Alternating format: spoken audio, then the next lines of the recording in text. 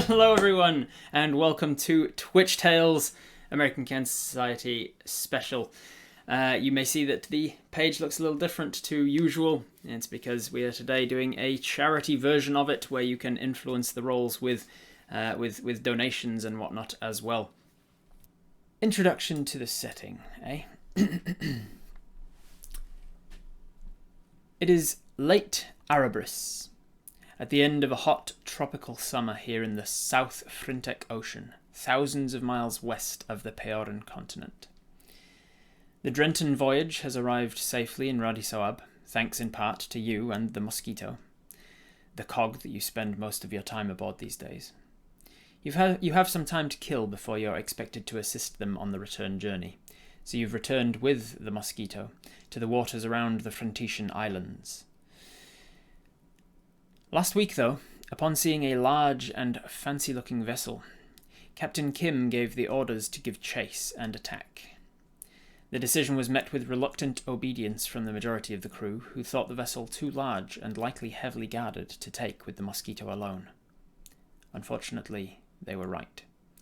You bore down on the ship, a beautiful trading carrack bearing the gilded words the Aratakan on its side, and a depiction of the god himself as a figurehead. Upon seeing the vessel's name, the crew began to speak up of their misgivings. To attack a vessel of this size from their own cog would surely be a high risk, but for that vessel also to be named in tribute to the god of the sea, Aratak, could only mean disaster. "Then we'll rename the ship when we take it," came Captain Kim's reply. The ensuing fight was over quickly, and the Aratak sailed away mostly intact.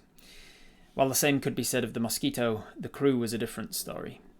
The Mosquito lost 3 able-bodied seamen, an elven archer, Triona, 2 humans, Karl and Heleme. The last one hit everyone hard, particularly Heleme's brother, Timu. The bosun and the maintenance guy have been working on trying to fix the heavily burned sail, while for the last week you've been drifting lazily back towards the island Tassini. You find yourself aboard a ship, a small pirate vessel, a merchant vessel turned pirate vessel, known as a cog. For those who don't know naval words, cogs are relatively small one-masted ships. You have a crew of about 12 now that you've lost 3 of them, and looking around on the deck of this ship, what would your character, Syphon is your name, what would Syphon be doing on this day? What is Syphon's role on the ship? Mostly to do with protecting. Potion of clairvoyance.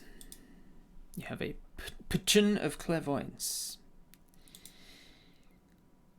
Inventory and coins. Syphon inventory. You have a potion of clairvoyance. Syphon's role on the ship is one of protector and all-round dog's body, able-bodied seamen. You have lots of abilities as a warlock. You are quite possibly one of the more magical people on the ship. You and Carla. Carla is the master of defense. She is also has magical means to herself, as well as some apparent military training, although she's very keeps to herself. You're keeping a lookout with your high perception then. Alright, so firstly, we will make a perception check for you then. This is going to be the first roll of the game, and I'm going to take you across to show you another screen. Welcome to your battle map page. This is your cog, a single-masted vessel, about 80 feet long. This is your crew. You are this blue gentleman at the back here. Let me try and show it off. There you are. You're this blue watery person at the back here, and because we reached the $400 donation already, you are starting off with a water weird as a friend, a small water elemental who is a pet/companion of yours. On the crew, you look around. You are going to do a perception check, keeping lookout. You have a plus. What do we have a plus to the roll at the moment? A +5 to the roll because of the donations that have come in already. So we've got a +5 plus Are we proficient in perception? Let's have a look. We are not proficient in perception. We did not take perception as a skill, but we do have a +2 from our wisdom modifier. So we've got a +2 from our wisdom modifier, a +5 from the donations, so we've got a +7 to this roll. Let's see if I can roll here. That, you can see, is a 4. Not sure if you can quite make that out. By the way, take the opportunity to show you my beautiful watery dice that I'm going to be using today. So that is a +4 to the roll. What did we say? +7 to the roll. So 4. Even though you rolled a 4, you still get an 11 perception check. Not too bad at all. So I will tell you what you see. Looking out across the sea, you see nothing but ocean. Nothing but ocean as far as the eye can see at the moment. You are still probably about a day's journey or so from Tassini, the closest of the islands. And you are not going to get there in any good time, because at the moment one of the other things you see is that there is the bosun and the old man Maurice. Bosun is a woman by the name of Joy, one of triplets on the crew. Joy is the bosun and in charge of various sort of maintenance-y, day-to-day kind of maintaining of the ship. Underneath Joy is this old man Maurice. This is Joy, this is Maurice. Maurice is in his 70s now, human. Most of the crew are human, with the exception of the one Triton on board the ship and yourself as a water elemental. The bosun and the old man Maurice are trying to repair the sail. The one sail of this ship got badly burned during the fight because of a fireball set off by the Aratakan, and they are basically repairing that before you can actually catch the wind again. You're just sort of drifting with the current as at the moment. Looking around the ship, you see the captain up on the helm. This captain is a 12-year-old boy called Kim. Kim, you've worked with for about a decade or so, just over 10 years perhaps, and you used to know Kim as a man in his probably late 20s, and over the time that you've known him, he seems to have gotten younger and younger, and nobody talks about it. It's kind of an unspoken agreement that even behind closed doors, nobody mentions the fact that he seems to be getting younger. It's gotten to the point where it's undeniable now. Over the last couple of years, he has definitely entered into his pubescence, and then he is now entering into prepubescence, it seems. He's definitely looks outwardly like a 12-year-old boy, but he still has the authority and agency to command the ship. If anything ever gets sort of hinted at it, there's this kind of an awkward silence, and the topic is changed. So nobody really knows what's happening there, but also nobody questions it. Timu, the gentleman who lost his brother, is currently leading the... he's at the helm of the ship. His role on the ship is sailmaster. And he's kind of just biding his time, doing his thing when you see... that Kim comes up to him and sort of relieves him of his duty, seeing that he's kind of not really paying attention. His mind's on other things. He walks to the front of the ship. He walks past the Triton, who is currently taking a Pirates class. Pirates is like Pilates for pirates. And Carla is attending that class. Also, the quartermaster is attending that class. She looks very nimble, very lithe and dexterous. She's stretching out herself. She's one of the triplets as well. We have triplets: quartermaster Chelsea, the bosun Joy, and the cook, who is currently up front in the kitchen, by the name of Chloe. Those three are 27-year-old triplet humans. He will make his way up to the front, past one of the able-bodied seamen, Billy, who's currently up the front, sort of keeping lookout. Billy goes off to swab the decks or something. And we'll get... where is she? Which one is... there she is. There she is. This lady is in her 50s. She is the surgeon and carpenter.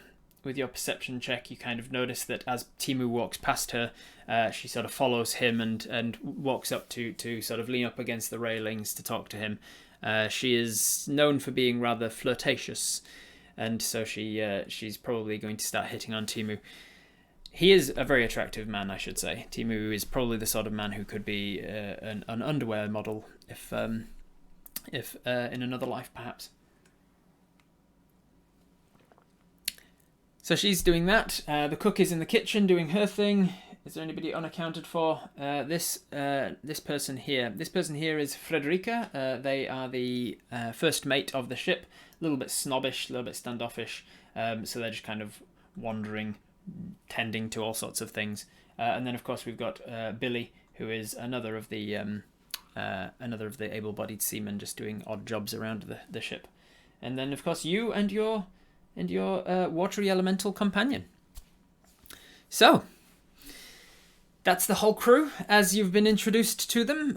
You know a little about each of them, obviously, having spent some time with them. So if you want specifics about any of them, you can just let me know.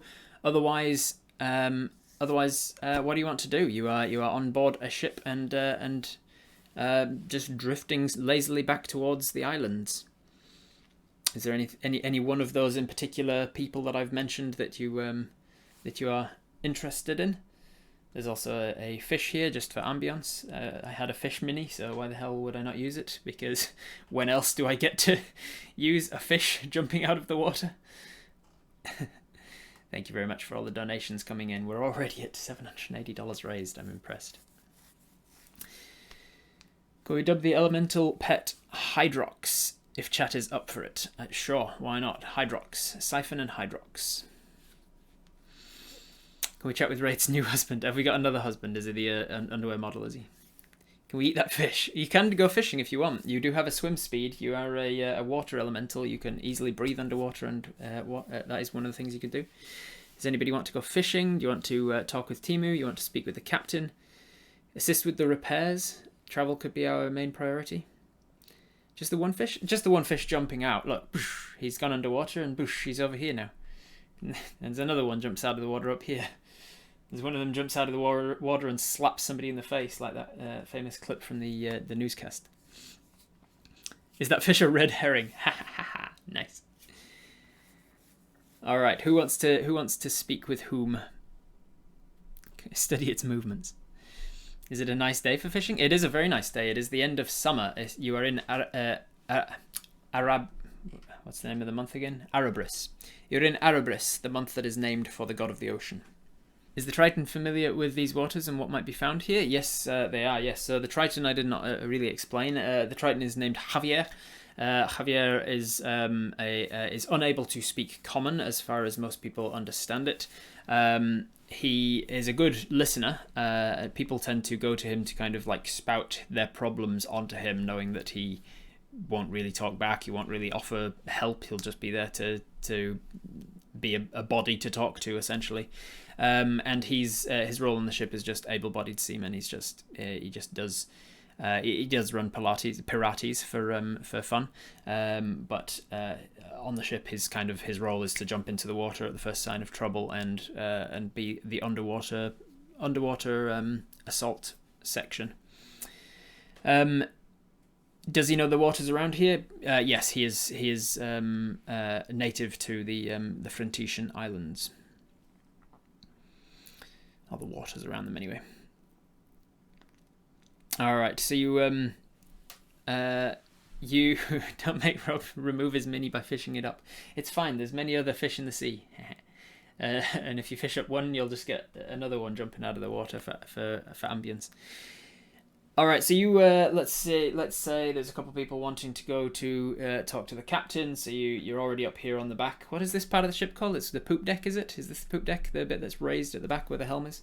You go and talk to the captain. Is there anything in particular you want to say to the captain? Do we know what languages the Triton speak? The Triton speaks Aquan, which is the language of water elementals, and it's the language that you speak. One of the languages you speak as well. So you can speak to Javier in his own native tongue. In fact, that's one of the roles on the ship, is you sort of translating to Javier half of the things he's asked to do. We ask what the plan is now. Quite a mess. Oh, I need a voice for this guy. I didn't think about that. What's you guys are playing the character. What voice should Syphon have? And before you say it, no, he's not Italian. It's not in our language list. Oh, I could have sworn you'd. Let me go back to. Yeah, it's down there in languages. Oh, it's because on the character sheet that you're looking at, it says primordial. Primordial is the catch-all term for the 4 different elemental languages. But given that you're a water elemental specifically, I've just given you Aquan, which means that you don't speak Terran or Ignan or Auran. You just speak Aquan.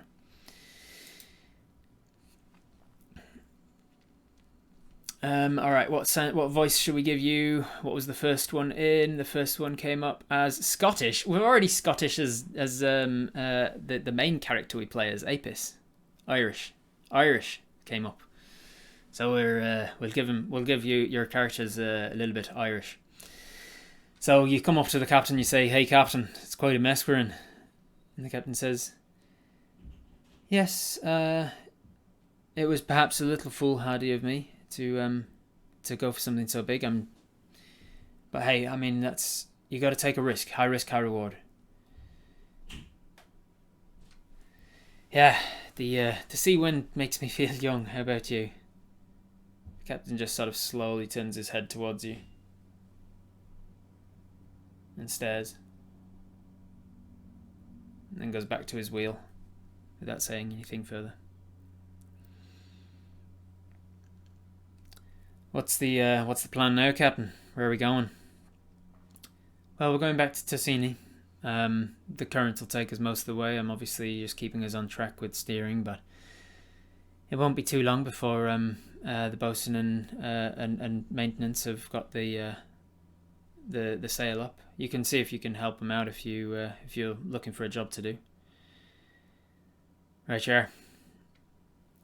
Is there anything in particular that you want to ask the captain or talk to him about before you head off around the ship looking for jobs to do? I'll just be aware, Captain, that the crew aren't feeling too happy about what happened. He says, "I know. Dismissed." He makes it very specific to you that that was not appreciated. Do we know anything about the place we're going? You would already know, being from well, you're not exactly from the Frantesian Islands. You're actually from the elemental plane of water, but you've spent most of your life in the Frantesian Islands. You can think of them as, if you want a real-world analogy, they are based on the Polynesian Pacific Islands. So kind of Hawaii, but more like Tonga, Samoa, Fiji, Niue, the Marshall Islands, those sorts of areas. Let's start a sea shanty. Yeah, we start a sea shanty. Soon may the Wellerman come to bring us sugar and tea and rum. You make your way through the ship. You head to with your little water elemental in tow. You go and ask the bosun if she has anything to do, any jobs for you, and it seems busy and seems like she's working on most of the damage herself and with the aid of Maurice. So there's not a lot of work for you specifically. Do we know if the captain's behaviour's changed over the last couple of years? That's a good question, and I will have you roll a. Did you guys in the chat here? Thank you very much, by the way, to my mods for not only keeping a track of the chat today, but also keeping a track of my donations, so that I can not have to. I don't have to worry about keeping a track of how many advantages and things we've got. Did you update when we rolled with a +5? I think you're still showing there that we've got a +5 when I used it on the perception check before. So we are going to do an insight check. This is not posthumous. This is, what's the word? Not ad hoc. This is after the fact insight check of the last couple of years to see if we remember anything about his behaviour changing. You do have advantage tokens if you want it. You also have one nat 20 token. So does anybody want an advantage or a nat 20 token? Put a thumbs up in the chat or a thumbs down in the chat. Do you want to use one of those two, advantage or nat 20, to get an insight on the captain's behaviour of the last few years, to see if anything has changed? Totes updated it. Yeah, just now, right? All right, almost a unanimous no. We're going to hold on to both, because you've got two advantage tokens and a nat 20 token, but you're going to hold on to them for now. So it's just going to be a straight roll. and it is going to be insight. You are proficient in insight. Your proficiency bonus is a +4. Your wisdom is a +2, so this is a +6 to the roll. 6 to the roll. Oh, a 19 +6. You didn't need that advantage, it seems. So with a 25 insight, you know Captain Kim relatively well. I will say that the thing you pick up on over the last couple of years is that his behaviour has largely stayed the same. He is relatively friendly and polite, a little bit short-tempered, always has been. But the thing that has changed about it is that he seems to be getting slightly more insecure in himself.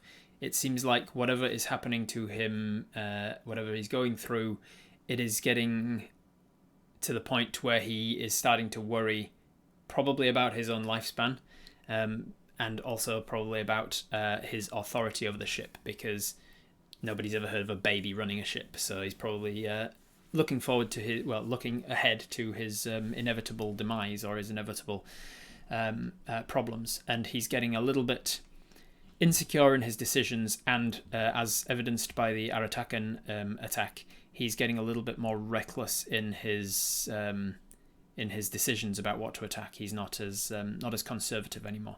Over the last few years, in particular, he's made some calls that are a little bit more high risk, high reward. All right. So, is there anything else? Anyone else on the ship that you want to talk to? Let me just double check that if there's anything in. Whoa, Pondizzle! Thank you for the $25, pushing us above the $805 milestone. Let's turn on the milestones, see if the milestones are working at least. We have ploughed through the sticker giveaway, the accent stream, and the mug giveaway. Holy moly!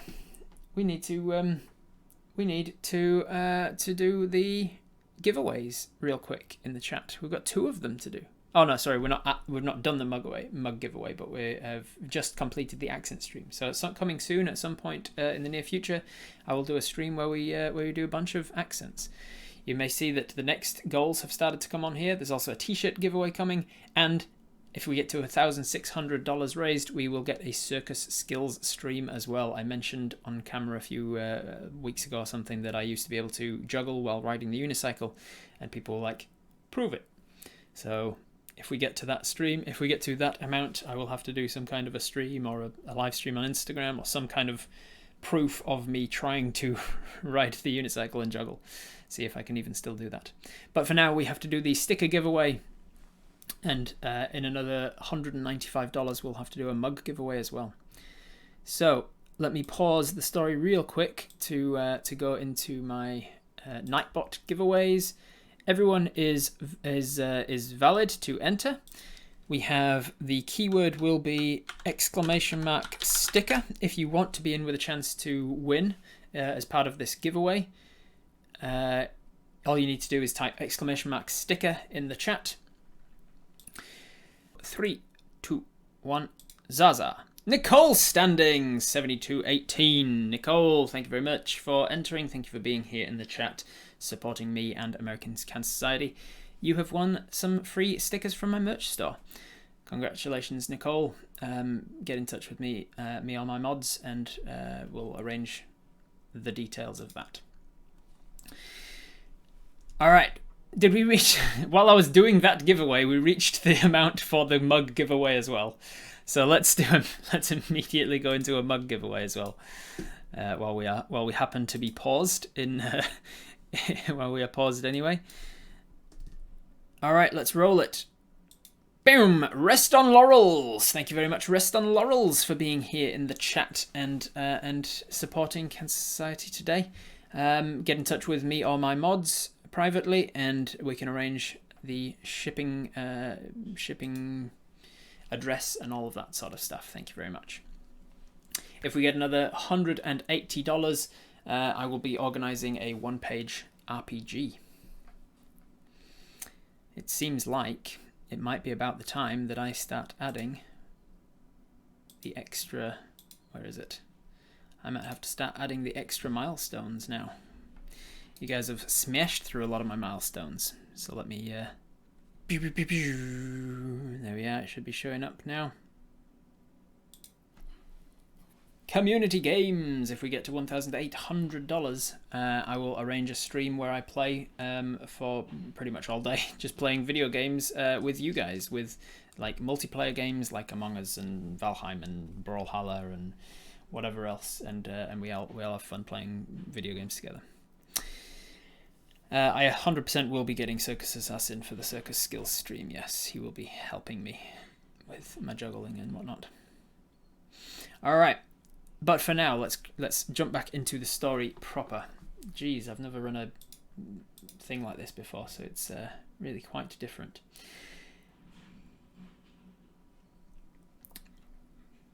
So, as you are wandering the ship, as you are sort of doing your thing on the deck, helping people out, you're wandering up onto the front of the ship, whatever this part of the ship is called, I don't know. You see that what's her face, Rosalie, the lady who is rather flirtatious with people. She's the ship's surgeon carpenter. She's trying her best to flirt with Timu, and Timu has unfurled one of his kites. You know, this is what he likes to do as a pastime, and he's sent the kite up into the wind, and he's just kind of lazily watching his kite, not really paying attention to Rosalie as she's trying her best to flirt with him.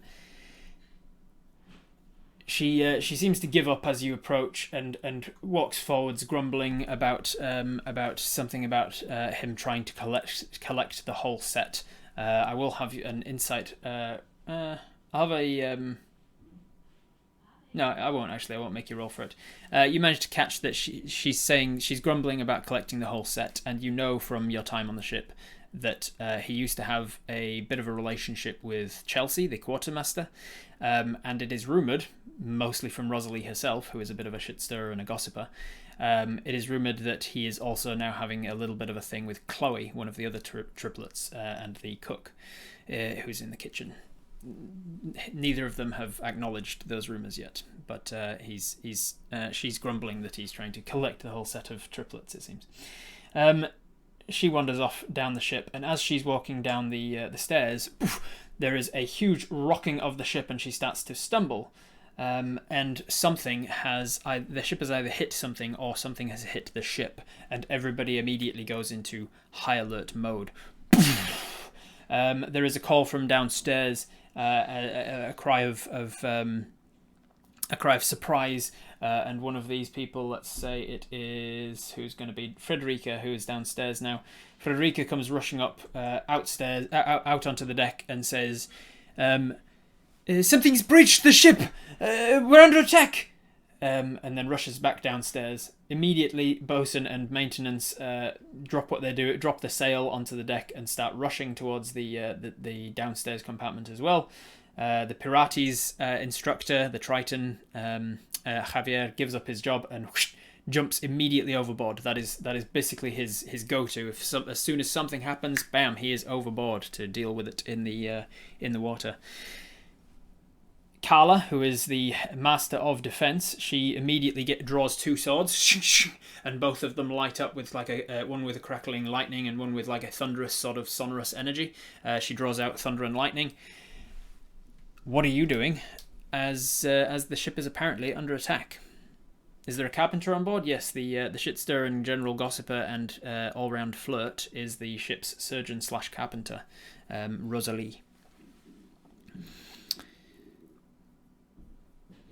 Follow the Triton with our companion. Alright, thumbs up for jump into the water, thumbs down for stay on the ship. We are a water elemental, we can breathe underwater, we can swim underwater. We're not a water elemental, we're a water genasi. We are part water genie.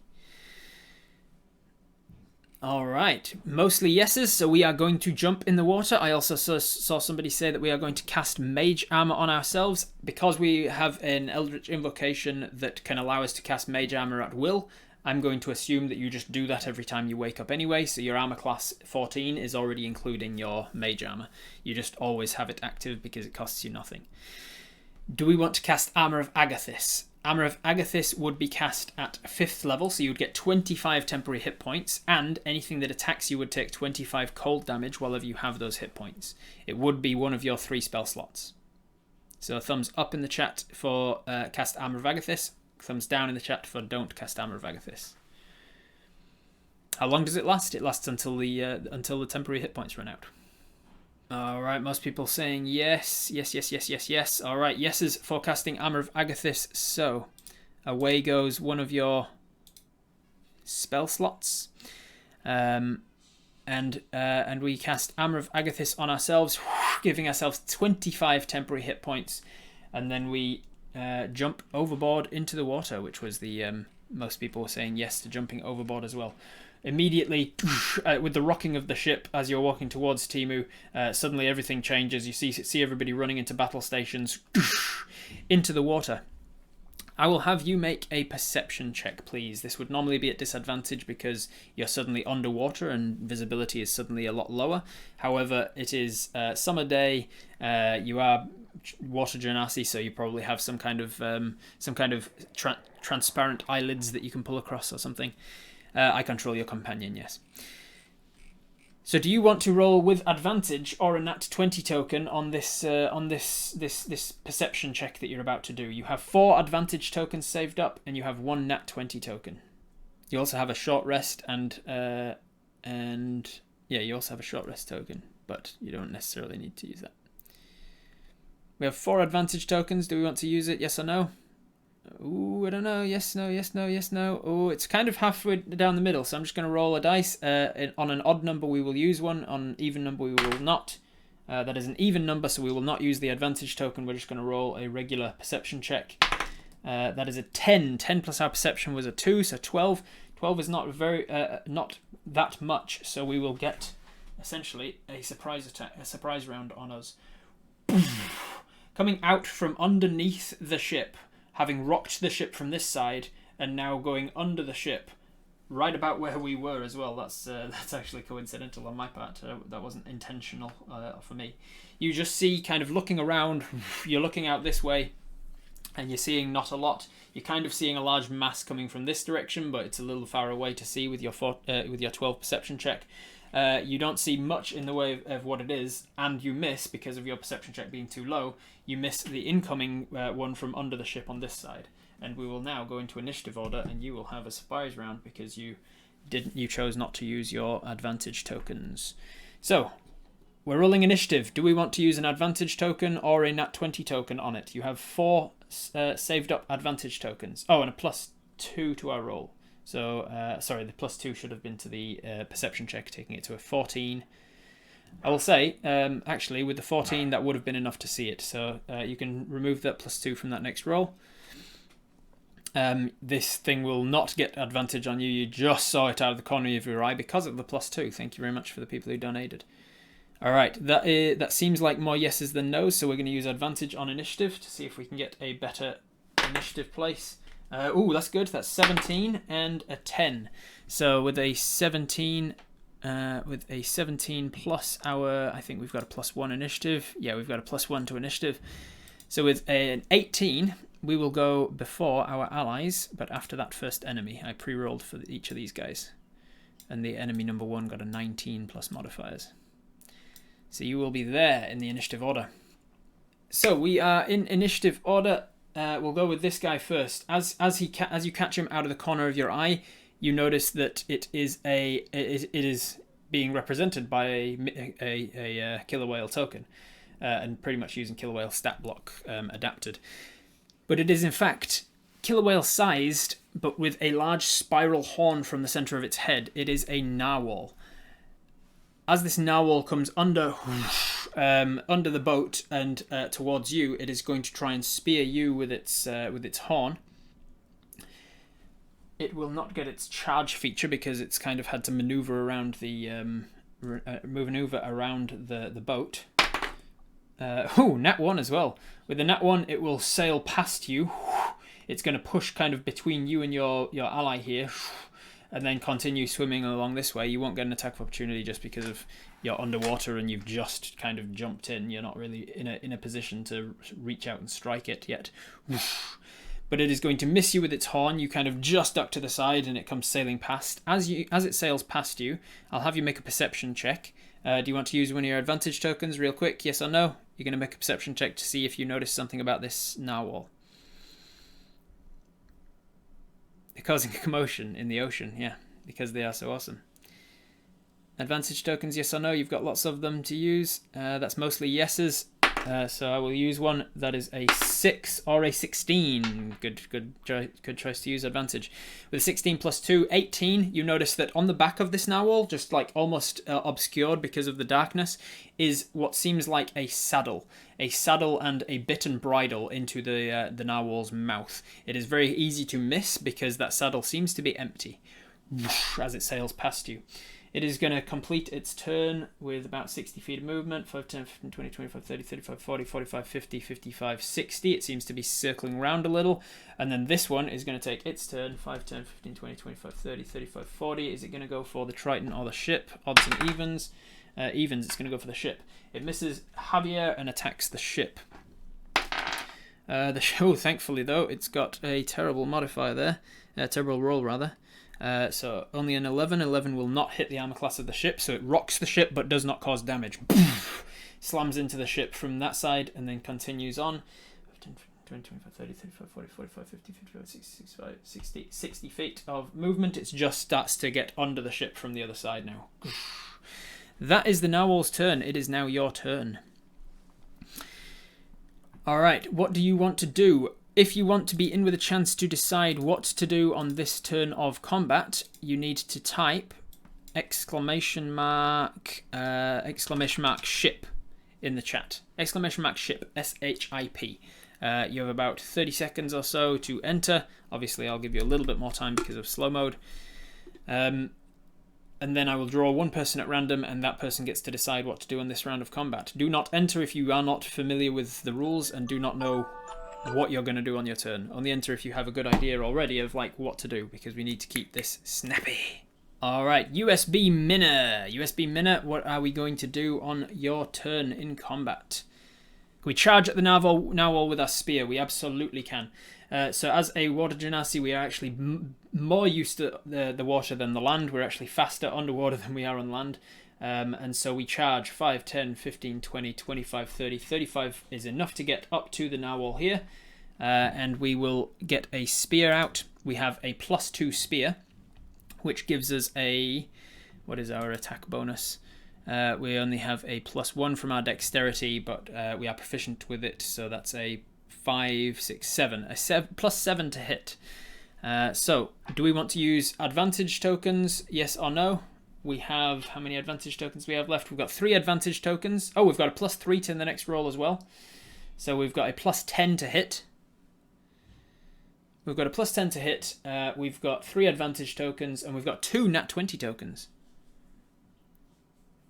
All right, most people saying no to using advantage. Do we want to use a nat 20 token, yes or no? Nat 20 is double damage. Nat 20 is more than double damage. My nat 20s are, you max out the damage you could have possibly done, and then you roll on top of that. Alright, it's mostly no's, so we're not going to use advantage or a nat 20 token, but do keep in mind that you have 3 advantage tokens, you've got 3 reroll tokens, and you've got 2 nat 20 tokens, and a spell regain token. Alright, with an 11 on the attack, 11 plus 10 is a 21 to hit. We've now used the 3 +1s to the next roller. So 21 will definitely hit. Now we've got the damage. The damage from a spear is a d6. A d6 plus 3 because your dexterity +2. That is a 7 points of damage to the narwhal. All right, 7 points to that narwhal. You graze its side. Narwhals are big and hefty, and they've got very large, blubberous bodies. There's not a lot that they're going to be able to not shrug off. So moving on, that was your attack. We have your water weird is going to come up as well. In the meantime, what else are we going to do for USB? Oh, USB voted yes. I tell you what, USB, since it was your turn, I'm going to say that you did want to use your nat 20. So we are going to tick off one of those nat 20 tokens. We're going to turn that retroactively into a nat 20, adding another 6 to the roll. So instead of 7 damage, it was 13, which is almost double what you would have done otherwise. So so you max out the damage, then you roll. Yeah. So you it was not quite double. Sorry, that was my mistake. It's usually an average of more than double, but because you rolled well on the roll anyway, it was fine. It was not quite enough. Not quite double, rather. So your water weird is going to keep up with you. It's going to get an attack as well, using the water weird stat blocks. And I wish I had 3 screens. I've got so many things open. Water weird stat blocks. It is going to try and do a constrict attack to try and wrap around some of the narwhal's face and obstruct it. That is a 9 to hit, which is not going to be enough, unfortunately. The water weird is just too small for this this narwhal to make a major difference. Is there anything else you want to do on your turn? You've used pretty much all of your movement. You've used your action. Is there anything you want to do as a bonus action? USB. Anything else? If not, we will re-roll for the next person so that they get some chance to think. Don't know. Well, we'll leave it there then, and we'll say that if you want to be in with a chance to decide what to do on the next round of combat, type in !water. !water if you want to be in with a chance to decide what to do next. In the meantime, it is no longer your turn. It is no longer your turn. It is now the allies number 1. Allies number 1 are the people who are going to go downstairs and try and deal with the water that is coming in from below. So that is Frederica. She gets. They get off the ship. That is Bosun Joy. She gets off the ship. That is Maurice. And then Carla gets Rosalie gets herself up and goes 5, 10, 15, 20, 25, 30. And with a dash, she's going to go through the door. 35, and she's off the ship as well. As the ship's carpenter, she's dealing with that. You've got the quartermaster, you've got Kim, you've got the Triton. Billy is also going to go downstairs because she is not very useful in a fight. 5, 10, 15, 20, 25, 30. She gets off the thing with the dash. So the people up here, you've got Timu. Timu is well, everybody else on the ship will go on allies number 2. Enemy number 2. As they have slammed into the ship from both sides, the narwhal have released onto the sides of the ship some fishmen known as Sahurgan. Sahurgan have sort of done that cool thing where you see somebody like standing up in the back of a charging horse's saddle, and then they've done this as they're approaching, and then as the narwhal has slammed into the ship, they've jumped off, they've leapt, they've used that momentum up out of the water and grabbed onto the ship, and they are breaching the side of the ship. The Sahurgan will climb up aboard the ship on both sides. She's actually down in the the cook as well. Actually, the cook's probably come outside to be like, what was that? What's going on? So the Sahurgan was going to come up here and go straight towards Timu. This Sahurgan's going to climb up on board here and go towards the captain, Captain Kim. Actually, thinking about it, he looks around, he sees a little boy, and he sees a woman with 2 swords. The woman with 2 swords is going to be the bigger threat, so he's going to jump down. He jumps down off of the poop deck and takes attacks at Carla.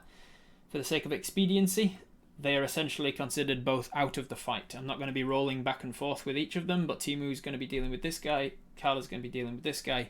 The Sahurgan are going to take more than one person to take out, though. So when we get to the allies' turns, which is now, I will redraw Nightbot. So you've had enough time to enter !water.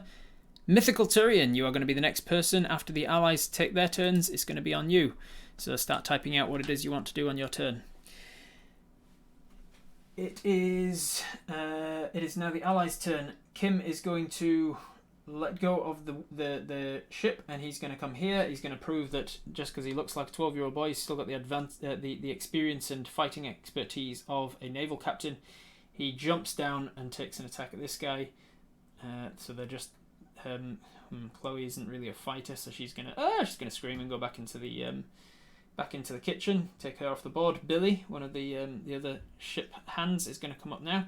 Now they're kind of even Stevens on both of them. So to get the advantage, the quartermaster is going to go over here, and now I'm going to roll just one roll to sort of sum up the entire fight between them. Do they get the advantage on this or not? And with advantage, they do. Yes, they don't manage to take him down yet, but he is now considered to be disadvantaged for the future rolls. And finally, we have the Triton, Javier. Javier has just been swam past by this guy. He is going to do his job. 5, 10, 15, 20, 25. He's going to try and catch up to this narwhal. and he is going to use his action to try and get on the back of it. He saw the saddle on its back. He is going to fail though, so he is going to be dragged along, but unable to get onto the saddle of this narwhal. I believe that's everything that they can do. It is now back to enemy number 1. Enemy number 1 is, let's have a look, we've got nothing to the next roll, we've got advantage, re-rolls, healing potions, none of those are going to help us yet. Oh, shoes, we've got magic items to get. Before your turn, Mythical, I better roll some magic items. Or actually, I'll probably finish this fight and then get the magic items, because it seems weird that you would find a magic item in the middle of the fight.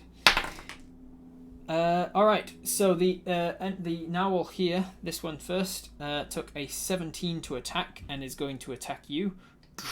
As it sort of whips around, you've come up and struck it from behind. It's going to whip its horn out towards you. It got a 17 plus stuff to hit, which will hit. It's going to do, because it doesn't get its charge ability, thankfully, it doesn't get the extra damage. But it is going to do, that's 10, that's 6, so 16 plus 5, 21 points of damage, of which you take none, because you have 25 temporary hit points. So you're now down to 4 temporary hit points left, and the narwhal takes 25 temporary hit points, which takes it to 38 damage that it's taken. As it strikes you with its horn, the salt water around you immediately freezes into these jagged spikes, and as its horn strikes against one of these ice spikes, it's like when you bite your really sensitive tooth into ice cream or ice block or something, and suddenly this shooting, searing cold pain shoots up the narwhal's horn and into its head, and you can see it kind of scream and strike back away from that.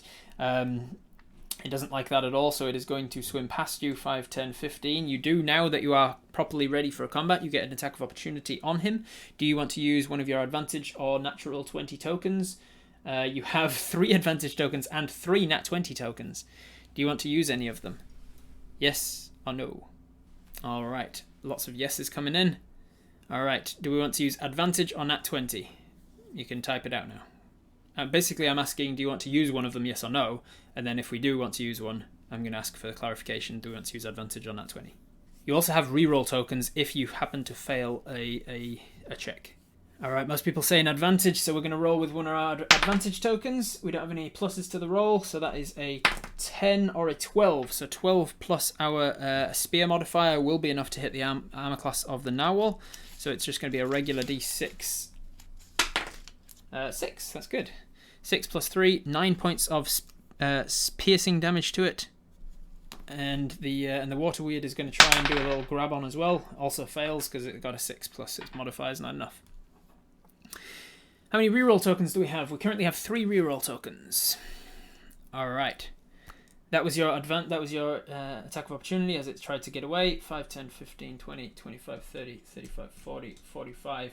It is charging at the ship now. It's going to end its turn there, but it's going to continue that momentum into its next turn, so that at the start of the next turn it's going to take an attack on the ship and do damage, hopefully. This one is going to breach past the ship 30 feet and then use its 60 feet movement to come back at the ship. It sort of does a wide berth and then slams it here on this side again. It seems like both of them are doing that with the momentum. They're kind of, this one came through and turned around and has slammed the ship from this side. This one's done the same thing. This one is going to slam the ship. Does it attack? Does it hit? With its 17, that is going to breach the armor class of the ship, and so it's going to do 6d6 plus 5, plus, because of charge, it's going to get another 3d6. So that is 10, 20, that's 30, and that's 40. 40 exactly. 40 plus 5 is 45 damage to the ship. That is a hefty blow to the ship, on top of what it's already taken from the previous one. The ship starts to, not that you're there to see it, but you can tell that with the ship rocking from kind of looking this way, you can tell that the ship has taken some amount of damage there. That is the narwhal's turns. That is all of enemy number 1. It is over to you, Mythical Tyrion. What are we doing? What's our goal? For those who don't know, we have 6 healing potions, we've got 3 nat 20 tokens, we've got a spell regain token, 2 magic item tokens. I should get my Dungeon Master's Guide in case we need to look that up. Magic items. There we go.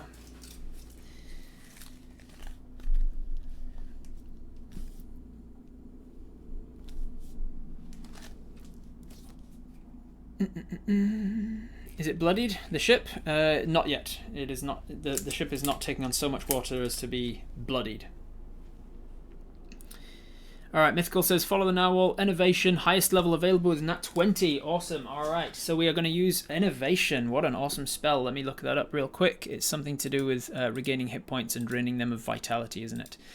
Let me quickly grab my spells. Thank you for your expediency in writing all of that out. Mythical certainly helps with the snappy decisions. Enervation. So Enervation is our spell. It's a 5th level necromancy spell that is granted to us by being a warlock. A tendril of inky darkness reaches out from you, touching a creature you can see within range to drain life from it. So as you take an attack with your spear, it kind of keeps moving. The narwhal does not look bloodied yet. Even with your 47 damage that you've done to it, it's not yet bloodied. You look out, and knowing that it's going to damage the ship if you can't stop it, this is one of your jobs on the ship, is to protect the ship from underwater threats like this. You point that spear forwards, and in your other hand you clutch clutch your pearls. You clutch your pearl, a large pearl, probably the size of you remember those like gobstoppers, probably the size of a gobstopper, a huge large pearl that was given to you as your spellcasting focus by I won't go into too much detail, but by the genie that raised you as part of being a genasi.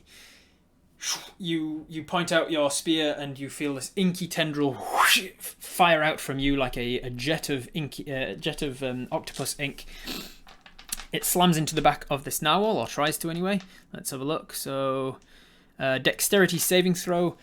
It has to make a dex save. Because you're using a nat 20 token, I will say that it just makes a nat 1 on its save, fails its saving throw, and and it will take the maximum amount of the damage. So it fails its save. It takes 2d8 necrotic damage. No, 4d8 necrotic damage. And then it connects you to it by this tendril of dark water, and you can use your action on each of your subsequent turns to just automatically deal 4d8 necrotic damage to it. Excellent. So you use your movement, 5, 10, 15, 20, 25, 30. You sort of swim after it, catching up to it a little bit.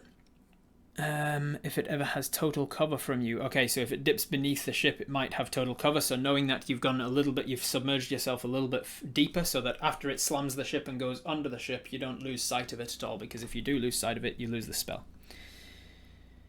Okay, cool. It is gonna take 3, 4, 8, and 7's 15. 15 points of necrotic damage, taking it to 2 points of necrotic damage.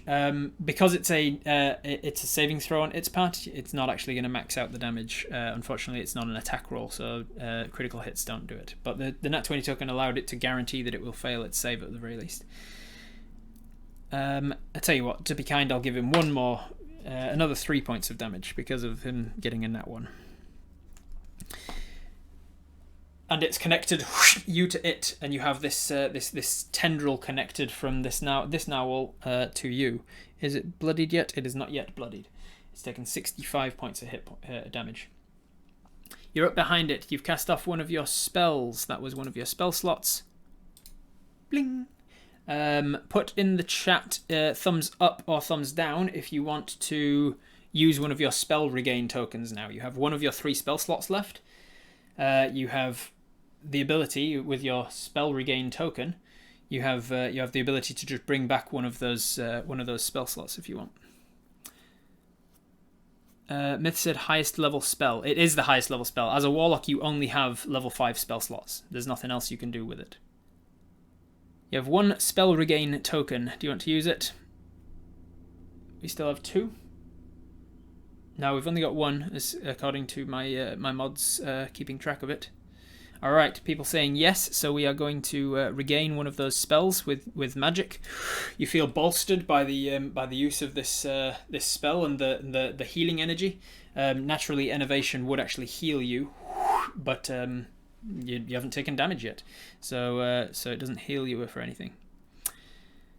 You meant spells. Oh, sorry, you meant spells. No, we had only one spell left because we used Armor of Agathis and then we used Innovation. And now we've just recovered one, so we've got 2 spell slots left now. All right, what is next? Next is to enter the chat for being the next person. If you want to be in with a chance, that was a fantastic turn. Well done, Mythical. If you want to be in with a chance to decide what happens next, type !whale in the chat. WHALE.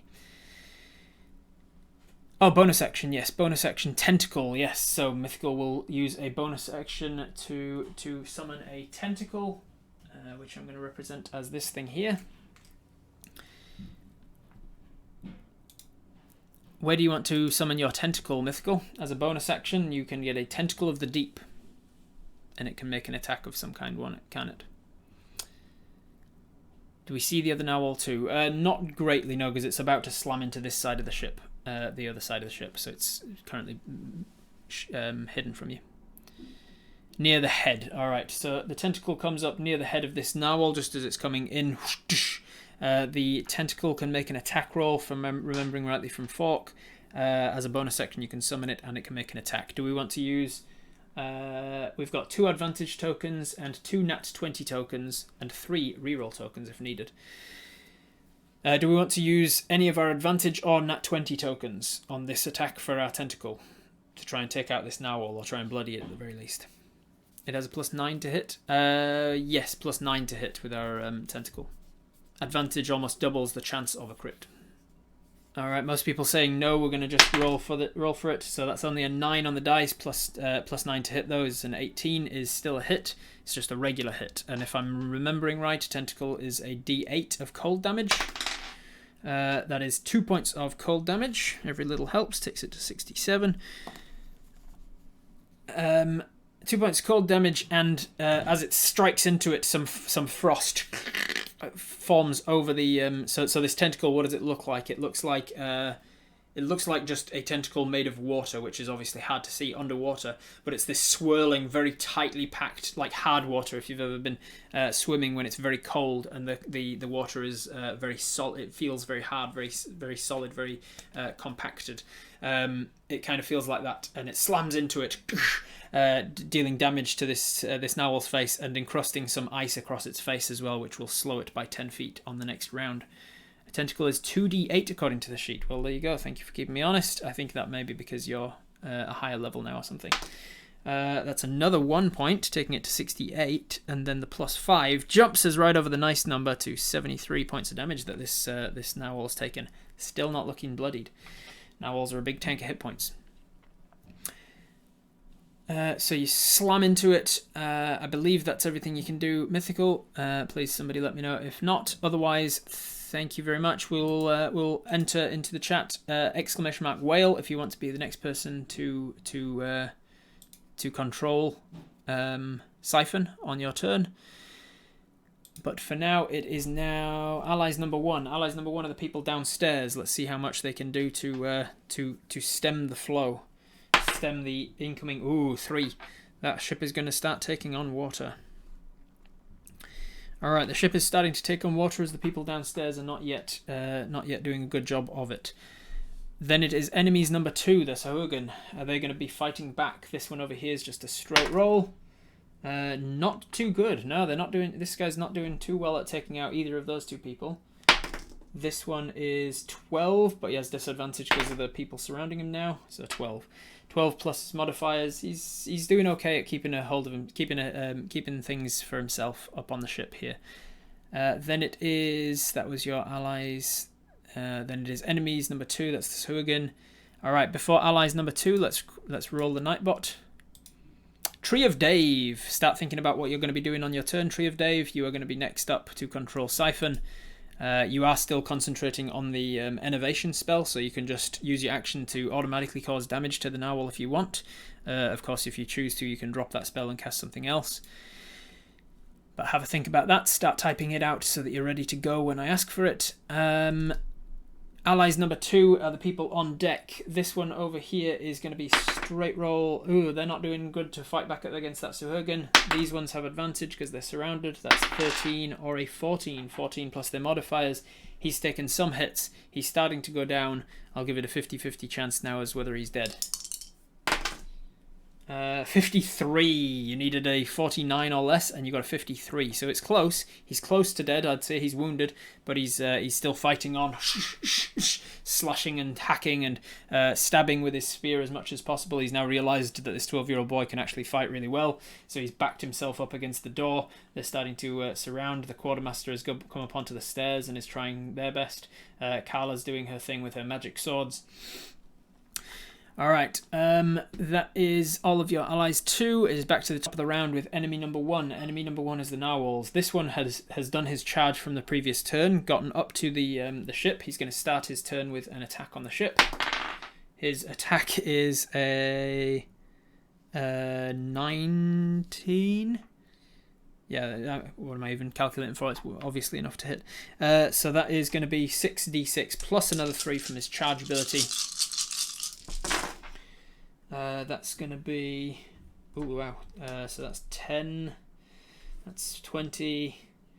That's 30. That's 39. 39 plus 5 is 44. 44 again onto this. 89 plus stuff. The ship is taking a huge crack now. And because you're on this side, you can see that the damage done to it, like the narwhal horn has pierced through the side of the ship. Thank you, pigeons. It's pierced through the side of the ship. The narwhal has then sort of extricated it as a bonus action, and then it's going to swim underneath. And as it swims underneath, you can see water pouring into this side of the ship. You can also hear muffled sounds of crying from within. 5, 10, 15, 20, 25, 30, 35, 40, 45, 50. You can only go 50 feet rather than 60 because of the cold tentacle-y attack. So the narwhal has swum on away. That is the narwhal's turn. It is now Tree of Dave. We are... this narwhal as well. This narwhal will take an attack. Dragged around. It's got the charge if it hits it. Nat 1. Nat 1 for that guy. I'll say that I'll roll to see if the narwhal sort of hurts its own horn on the ship or not. Only 1 point of damage. That's actually the first damage that narwhal has taken. How wide is the ship? 5, 10, 15, 20, 25, 30 feet, give or take. Where the hell am I? Tree of Dave. What are we doing? Tentacles of the Deep with a nat 20, if people agree. It's your turn, you can just use it. And besides, we've got 2 of them. Attack first on the narwhal, and then Innovation to deal more necrotic damage as an action. Awesome. So the Tentacle of the Deep will move after it. 5, 10, 15, 20, 25, 30. I'm not sure if it can hit it. What's the range on your Tentacle of the Deep? Sod it. I'll just push it because it's slowed it down. It's only like 5 feet short, so I'll just allow it because fun. All right. Nat 20 on the Tentacle of the Deep, meaning that we automatically max out the 2d8 plus 5. So that's 16 plus 5 is 21. 21 plus another 2d8. That's a 7. What did I say? 21. 21. So 28. 28, 29. So 29 points of damage. Cold damage takes him to over 100. 102 hit points. Is that right? 102 hit points, and he's now looking bloodied. 102 hit points of cold of damage total. So that narwhal, as the narwhal is swimming away, the Tentacle of the Deep wraps around its back end and freezes some of its dorsal fins. The one on the back, isn't it? Whatever the one at the back is called, the fin at the back. It freezes some of it, making it harder for it to swim. So that's a lot of damage to that narwhal, and it is probably going to start running away now because basically it's an animal and it'll only stick around until it feels like it's losing the fight. So that is the bonus action. What did you say is the rest of your action? Innovation, again, to deal more damage. You will 5, 10, 15, 20, 25, 30, 35, 40. You're swimming under the boat as well. I'll put you prone so that we can remember that you're swimming. Your little guy will come close. You're keeping up with that narwhal. As you duck under, you can see that this one is coming in from that side. I forgot to move him on his turn, so he's going 5, 10, 15, 20, 25, 30, 35, 40. He swims past you, 60 feet, and the Triton is kind of just being dragged along behind it, unable to get into the saddle. Already holding on to your innovation, you summon it again and do even more damage. It does not get to make a save against it because it automatically failed against it last time. So this is just 48, 3, 9, 16, 21 points of necrotic damage, and you heal half of that, but you don't actually heal anything. So that narwhal has now taken 122 damage. It is definitely going to start running away or swimming away. That's a very good turn there, Tree of Dave. I believe that's everything we can do. Bonus action, attack action. Alright, if you want to be in with a chance to decide what to do on the next round of combat, which is obviously still going ahead. If these guys are getting the upper hand on the Sahuagin, but the narwhals are starting to, well, one of them is starting to escape. Exclamation mark boat. If you want to be in with a chance to decide what to do, exclamation mark boat. Then after your turn, it is your allies' turn. Allies downstairs. Let's see if they can get a handle on either of the floods that is happening. Oh, they can. They start to staunch one of the floods, one of the original floods up here. But there's still water incoming to the ship. Then it is enemy number 2, which is Sahuagin on board the ship. This one has disadvantage because of the surrounding. Ooh, he's not going to look... Yeah, he's not fighting back well at all. He's not getting anything on these guys. This one is also not doing too well, even with a straight roll. The Sahuagin are not doing a very good job of fighting the people on the ship. Then it is... That's the enemies number 2. Allies number 2 is your allies on the top of the ship, on deck. Let's see if Timu and the other guy, yes, they managed to start taking the fight to him now. He is starting to go down. This guy was already wounded, and he has. These guys have advantage on him. That is 6 or a 3. 6 plus their modifiers, not enough to finish him off, unfortunately. Even with all of his being wounded and things. So I'm going to say that he has started to do is like he's started to jump up onto the stairs here with following the quartermaster, Chelsea. She's quite acrobatic though. She's nimble and lithe, so she's like leapt up onto the stairs and grabbed with one hand onto the railing and pulled herself up and kind of like done a barrel roll over the top of the railing. Carla, being super militaristic, is just like striking out at him with her sword. On both accounts, she's kind of like crossing the lightning and the thunder together and firing storm energy at him. Kim is struggling a little bit with his younger body, but he's still quite athletic, so he's able to keep up a little bit as well. Over here, this guy has started to pull his back against this railing so that he doesn't have as much to fight. But Timu, being quite a large fella, quite a muscular fella, has come over to bring the fight to him. The Sahuagins started to be pushed back over the railing. They're starting to get the upper hand on him a little bit. That's all that your allies on the ship are dealing with. Then we will roll Nightbot to see who's going next. Milzy, start typing out what you're going to be doing, because after the narwhal's turn, it is your turn. This narwhal is definitely making a run for it. He is heavily wounded now, and he is going to use his entire movement. He's got 50 movement because you hit him with cold damage, so he's going to use his movement and his dash. So he's 100 feet off the board in this direction. This one, however, is barely wounded at all. He's taken literally 1 point of damage, and that was from hitting the ship and like getting a nat 1. So he's actually only hurt himself. He's going to go 5, 10, 15, 20, 25, 30. 5, 10, 15, 20, 25, 30. He's getting right up against the ship, and he's going to try and rock the ship with a charge. Hey, nat 20. Oh boy. Oh no, that's good. I was super excited for a second, but that's a nat 20. If you want to use one of your reroll tokens, you have 3 of them, you can force me to reroll that nat 20. Thumbs up, thumbs down, yes or no? Do you want to use one of your reroll tokens to... Yes. That is a 3. So a nat 20 or a 3. A 3 will miss. Oh, actually will. Yeah, 3 will miss even with his large modifier to hit. So you use one of your reroll tokens, force him to reroll that, and just as he's about to crit, it seems like he's about to smash into pretty much exactly the same spot where the previous one did and do a bunch of damage. He will have just straight up breached the hull at that point, because with a crit that would have been maximum of 9d6 plus 5 plus another 9d6. So we probably would have been looking at a butt ton of damage.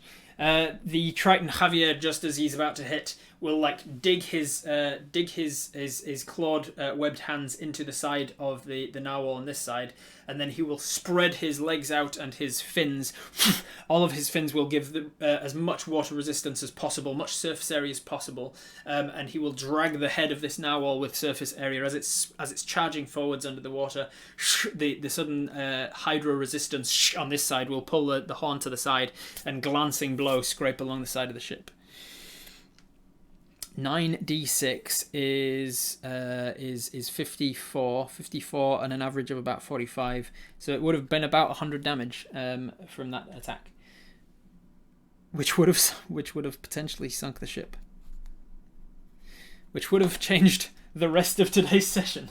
So I'm glad you used that reroll. The narwhal has used all of his movement to get around and slam into the ship. That is all of the narwhal's turn. It is now your turn. Who was it? It was Milzy, wasn't it? Milzy, what are we doing? It's now your turn. And then after the fight is over, we've got a bunch of tokens to account for. Alright, we're going to drop concentration on the innovation spell, cast Hold Monster on the other one as a bonus action, move our tentacle in for an attack on it. If not within range, summon another tentacle. Awesome. Fantastic, Milzy. 5, 10, 15, 20, 25, 30. It is within range to move your tentacle up. You will, where the hell are you? You're swimming under the ship and you see it escaping, so you turn around, you drop innovation. Actually, innovation dropped already because as soon as it leaves 60 feet range, the inky blackness just gets too stretched out, kind of like a pulling blue tack, and eventually the water just kind of takes over and the innovation spell dropped. So you turn around, you put your hand out towards this one, and you try and summon this grasping sort of tendrils of water to surround it and keep it held. Wonderful, wonderful turn. Let's make a Hold Monster check on it. Do you want to use one of your advantage tokens to give it disadvantage on the saving throw, or do you want to use one of your nat 20 tokens to guarantee that it fails? If it succeeds, you can also use one of your reroll tokens to force it to reroll.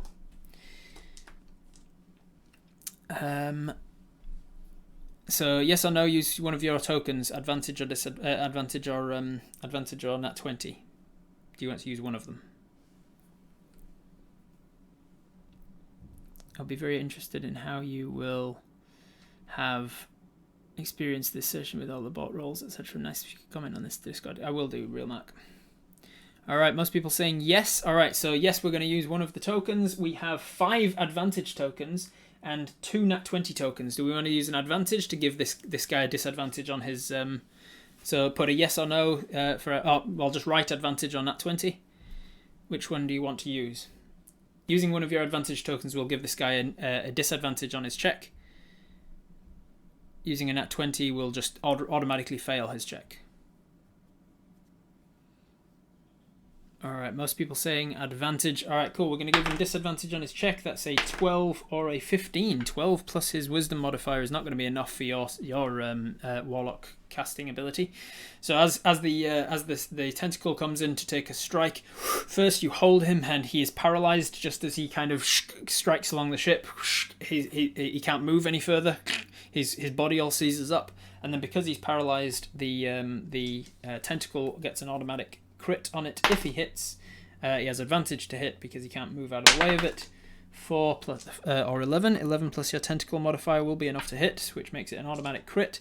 And for 2d8 plus 5 is going to be 16, so 21. 21 plus 3 is 24, plus 4 is 28. 28 points of damage on this guy. 28 points of damage to this one takes him to 29 points of damage. This one's not hurt very much at all, but doing pretty well. Alright.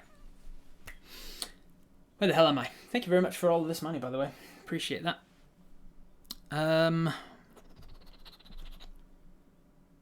What was I doing? End of your turn. You did a bonus action, move your thing, movement. You want to move? 5, 10, 15, 20, 25, 30. Oh, and your spells as well. You used a hold monster spell, which will take up one of these spell slots. Do we have any spell regain tokens? We do have 2 spell regain tokens. If we want to use them, we can regain both of our spell slots. But I'll ask that if and when we run out of spell slots. That is your turn. That's your turn. All right. So Nightbot. Nightbot giveaway. Thank you very much, Milzy. Fantastic turn. Anybody who wants to be in with a chance to decide what to do on Syphon's next turn can put exclamation mark hold, because of hold person, hold monster. Exclamation mark hold if you want to be in with a chance to decide on what to do on Syphon's next turn of the combat. In the meantime, we will go to allies number 1, which is the people downstairs. There's a lot of water coming in. Are they able to staunch any of it?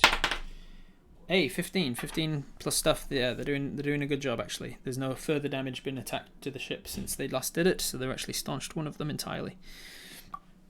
The bosun and the maintenance workers are very efficient at their jobs, and so they're doing everything they can to make sure that that's temporarily fixed. They're just taking the huge wads of material that is kept there specifically for leaks and springs and things.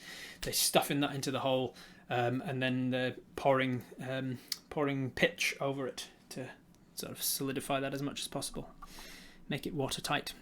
What's our companion doing? Yeah, good point. Companion will use its turn. Thank you for the reminder. Hey, 16. It hits for once. So the 16 on a water weird. How much damage does that do? It's going to try and constrict it. 3d6 damage. Nice. And it's crit because he's paralyzed from hold monster.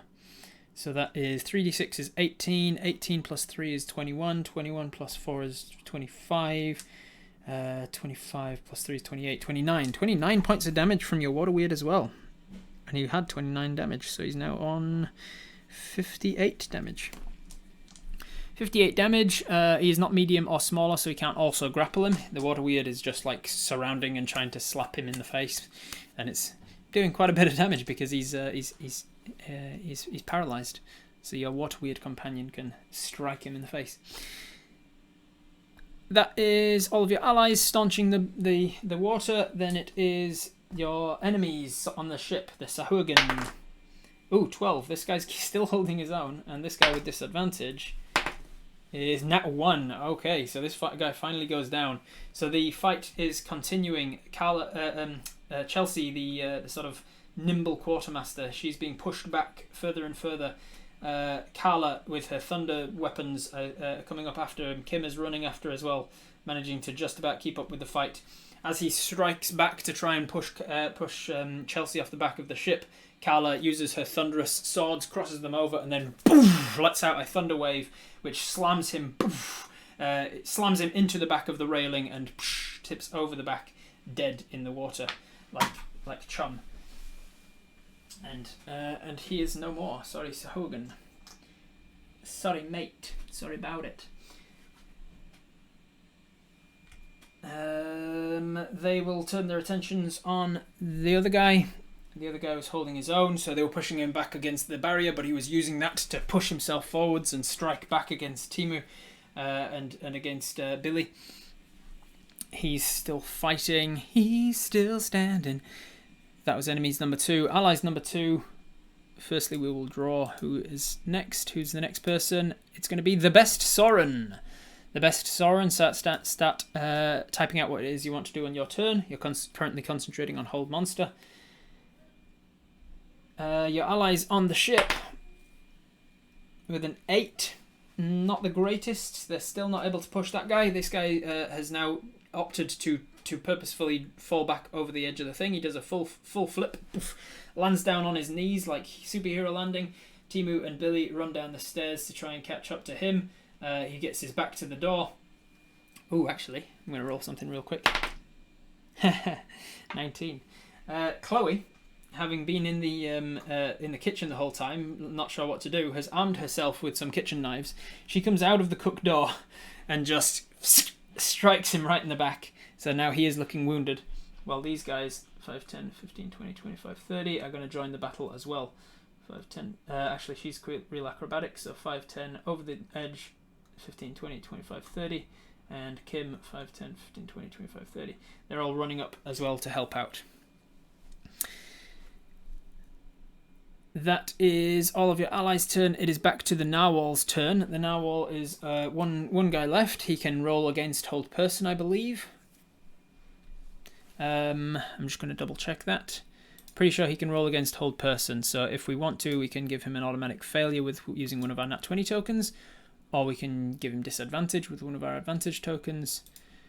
Let me just double check. Hold monster. Hold monster. On the end of each of its turns, it can remake the save. Yeah. So, do we want to use a token to give him either a disadvantage or an automatic failure? Thumbs up, thumbs down. All right. People saying yes. We're going to do it. So we've got 4 advantage tokens and 2 nat 20 tokens. Which do we want to use? Automatic failure or disadvantage? If Wraith and Fancy have been keeping a track, which I trust they have, they're usually good at keeping track of stuff. We also have +2 to our next roll. I keep forgetting to check that. Disadvantage. All right, we're going to use one of our disadvantage tokens to give him disadvantage on the check, which is either going to be a 14 or a 4. So with a 14, he would have succeeded. With a 4, he does not, though. So he's about to break out of it, but with the luck of the ocean on your side, and the luck of the people donating to cancer charity, thank you very much for that. He continues to. He can't push through the watery sphere that you've got holding him in place. Congratulations there. He's got nothing he can do on his turn, so now it is your turn. Who was it that was selected before? Let me double check. The best Soren, you're up. Let's see if you can finish this thing. If you can get him to a wounded condition, he will scarper on his next turn. What a fight. Feel like a teenager again, eh, Captain? I want to ride the whale and try and break it in rodeo style if possible. I want the tentacles to attack the enemy on a ship. Awesome. Ride the whale. I love it. So it is currently held in place. So 5, 10, 15. No check required. You can just get up onto him. I wonder if I can actually put your mini on his body somehow. Probably not. He's pretty smooth boy. He's a pretty smooth boy. I don't think there's any way of me. Maybe. Nah. Really want to. Nah, it's not happening. So you are riding this whale. You are definitely in the saddle. It is saddled up. Break it in rodeo style. If possible, the tentacle attack the enemy on the ship. Oh, okay. So your tentacle is on the side of the ship here. It will go 5, 10... Yeah, you can move it up to 30 feet, I believe, on your turn. So it will go up onto the ship, which is about... it's specifically a high-sided cog, so defend against pirates and things. So it will have to go up about 20 feet and then 10 feet across. So you can move it onto the ship. Kim sees this tentacle coming behind, and you can hear a muffled shout from above the surface.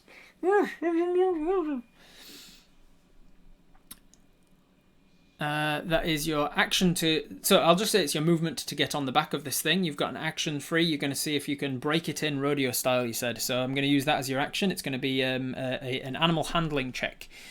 Do you want to use advantage or a nat 20 token? It's your choice, Soren, actually, so no ups and downs in the chat. It's just Soren's decision. Soren, do you want to use a nat 20 token or advantage on your animal handling check to see if you can break in this narwhal? It's damaged but not wounded. Yes. All right. Which one do you want to use, Soren? Advantage or a nat 20 token? You have 3 advantage tokens. You have 2 nat 20 tokens still. And which one are you going to use? You're going to use advantage. All right. So you use one of those advantage tokens. Nat 20 on the first roll. So let's see if it's a nat 20 on the second roll. If it is, no, 13. So with a nat 20 plus your animal handling of at least 2, you get a 22 animal handling on this thing that is already held in place. It is essentially, it's not mind controlled, but it is going to do your will. You are familiar with narwhals. You have spent your time under the waters. You've trained animals like this to be service animals as well. So Soren, you can essentially decide, what is this narwhal going to do on your turn? Are you going to steer it away from the ship and just like send it out into the waters and then sort of disappear off of its saddle and go back to the ship? Is that your plan? It's not like immediately tamed to you or whatever, so it's not like you can just be like, now I have a narwhal pet. A single nat 20 is not enough for that, but it is enough for you to decide what it's going to do on its next turn. We just leave the ship on the back of a narwhal and make Robert get rid of everything else that he has planned for the rest of the stream. Just go and enjoy the ocean. Make it jump onto the ship and then make a feast out of it. I mean, you could do that. Whales do breach. You could get it to back up, take a running jump, and then breach itself and land on the deck of the ship, and then you can eat the narwhal if you want to.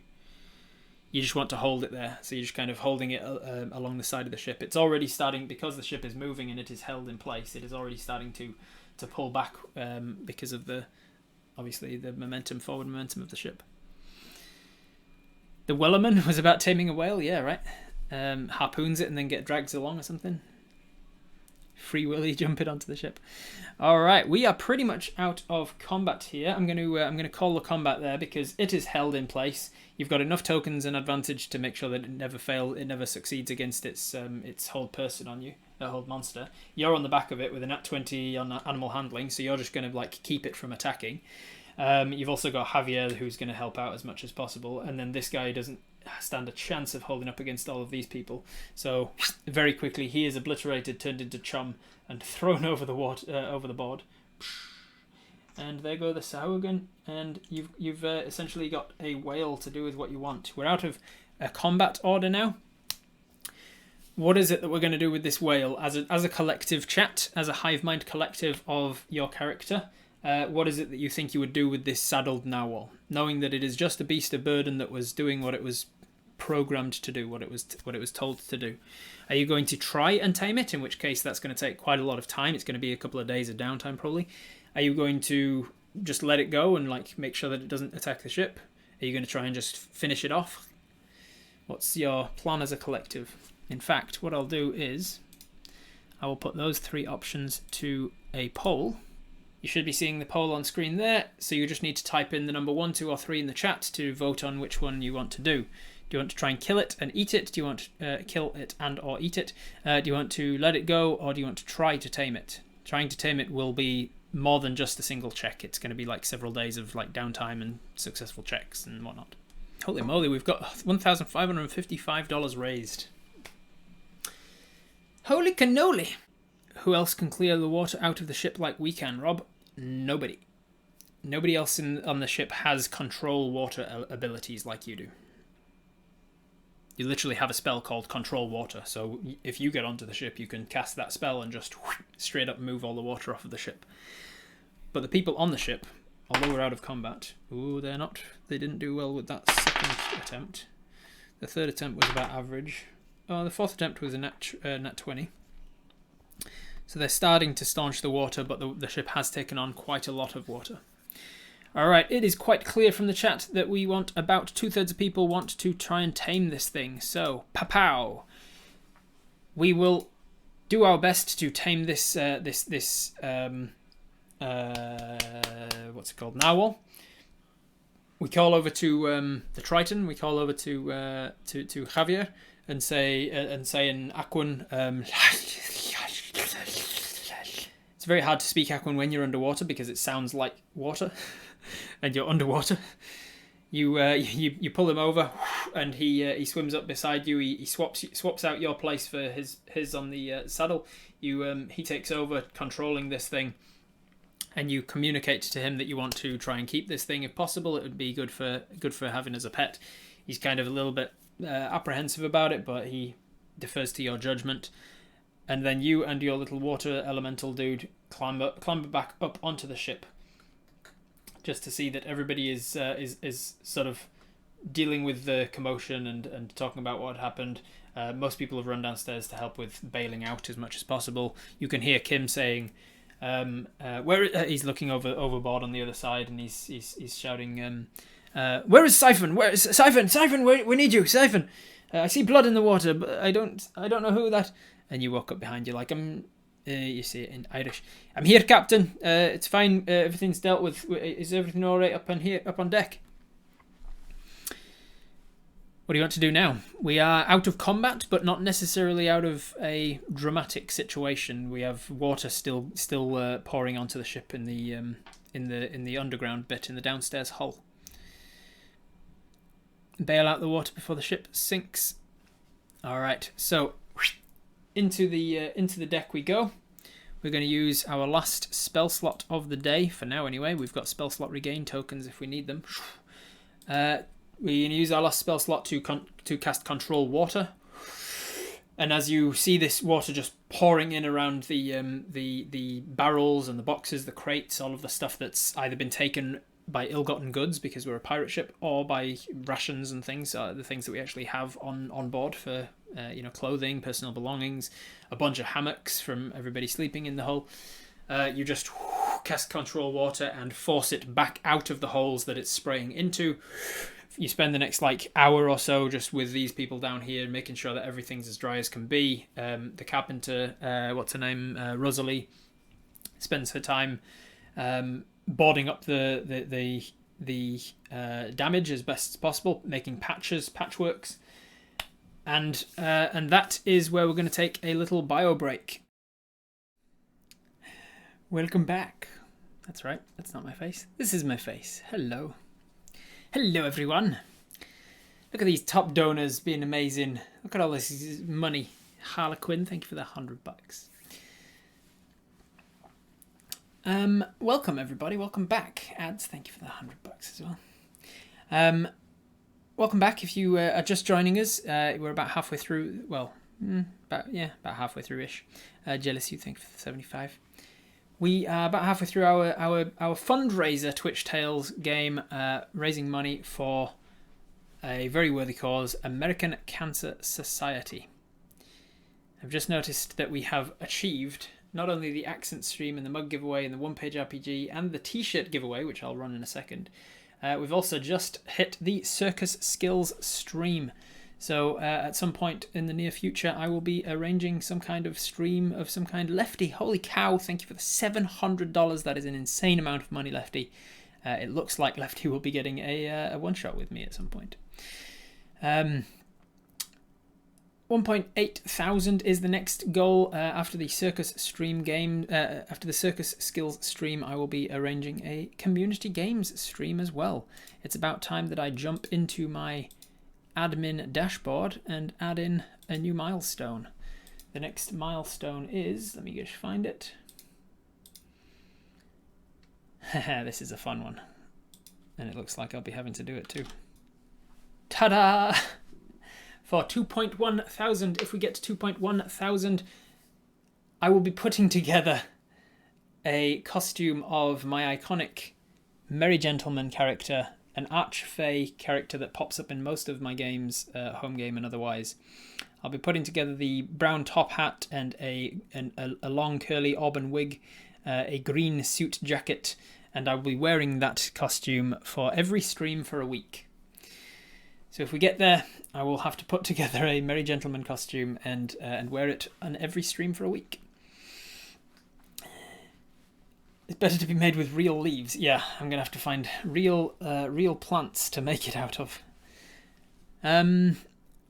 Since we are already here, save me having to jump back in and do it at another time. I will add the next milestone after that. The next milestone after that, if we were to get there, is if we reach the whole thing.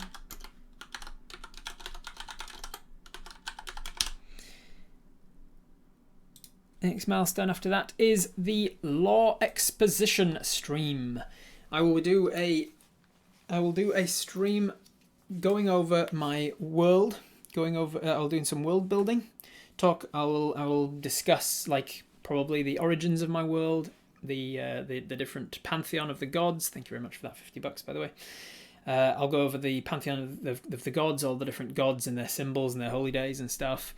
If they don't have them yet, I will use that opportunity to actually work with you to make them. we'll discuss a whole bunch of things about the continents in my world and the different oceans and things. I will go over a whole bunch of stuff if we achieve the 2,500 before the end of the session. And there are more stretch goals after that as well. So if we do get there, we'll go even further with it. It's not leaves, it's a giant blade of grass. Correct, it is indeed. I'm going to have to find a giant blade of grass and cut a suit jacket out of it. All right, so just to remind people what it is that we are here for, what the point of today's stream is. It is raising money for the American Cancer Society, a foundation that obviously researches cancer research and cures and treatments and all of that sort of thing. It's very important, obviously. It's a cause that is near and dear to many people's hearts. I don't believe there'd be anybody in chat right now that hasn't in some way had their life touched by cancer. And so it's very important that the American Cancer Society still get funded to do the jobs that they do, the amazing work that they do. So I will just quickly show you a video.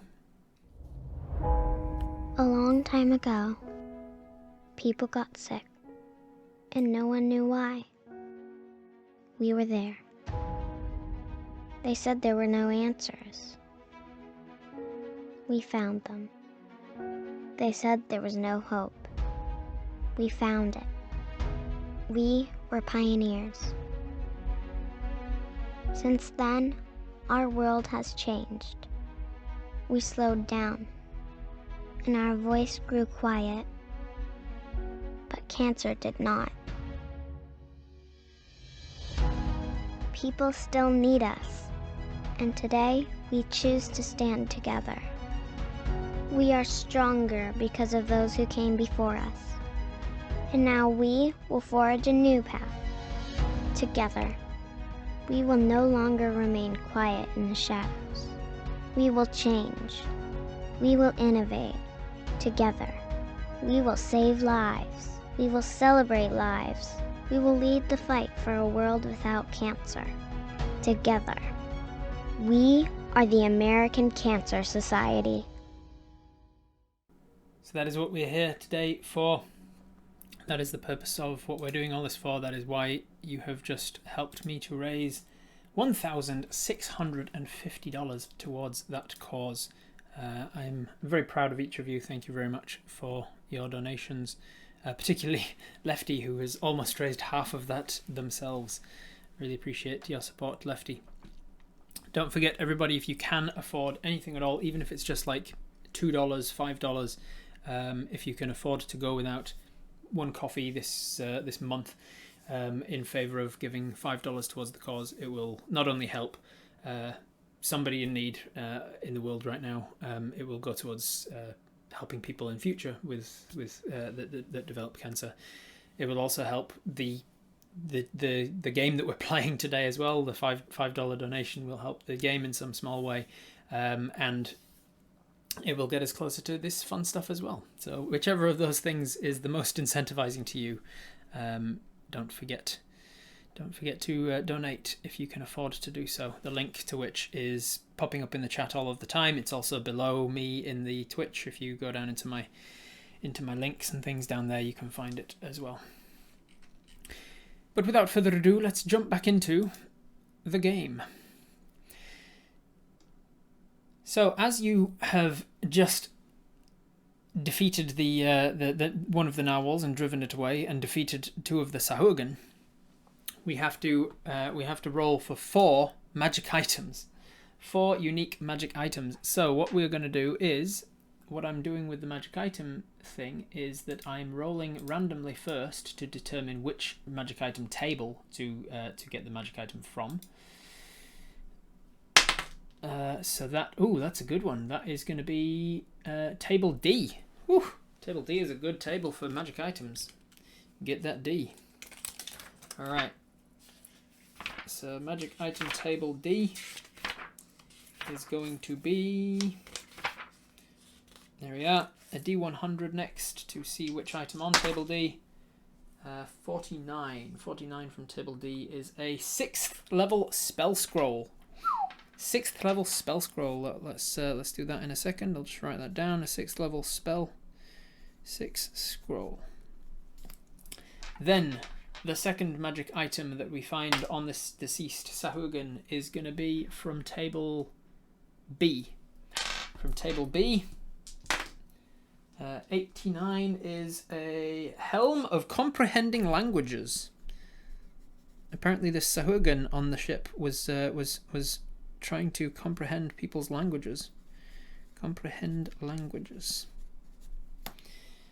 The next magic item that one of these Sahuagin had on their body is also from table B, and it is a 73, which is oil of slipperiness. When he was getting into a tight jam, he should have used his oil of slipperiness. Slipperiness. And then the final magic item is also from table B. 006, a potion of greater healing. Potion, P-O-G-H, potion of greater healing. And then let's find out what the 6th level spell scroll is, shall we? Let's go into spells for D&D. Let's search by spell level 6.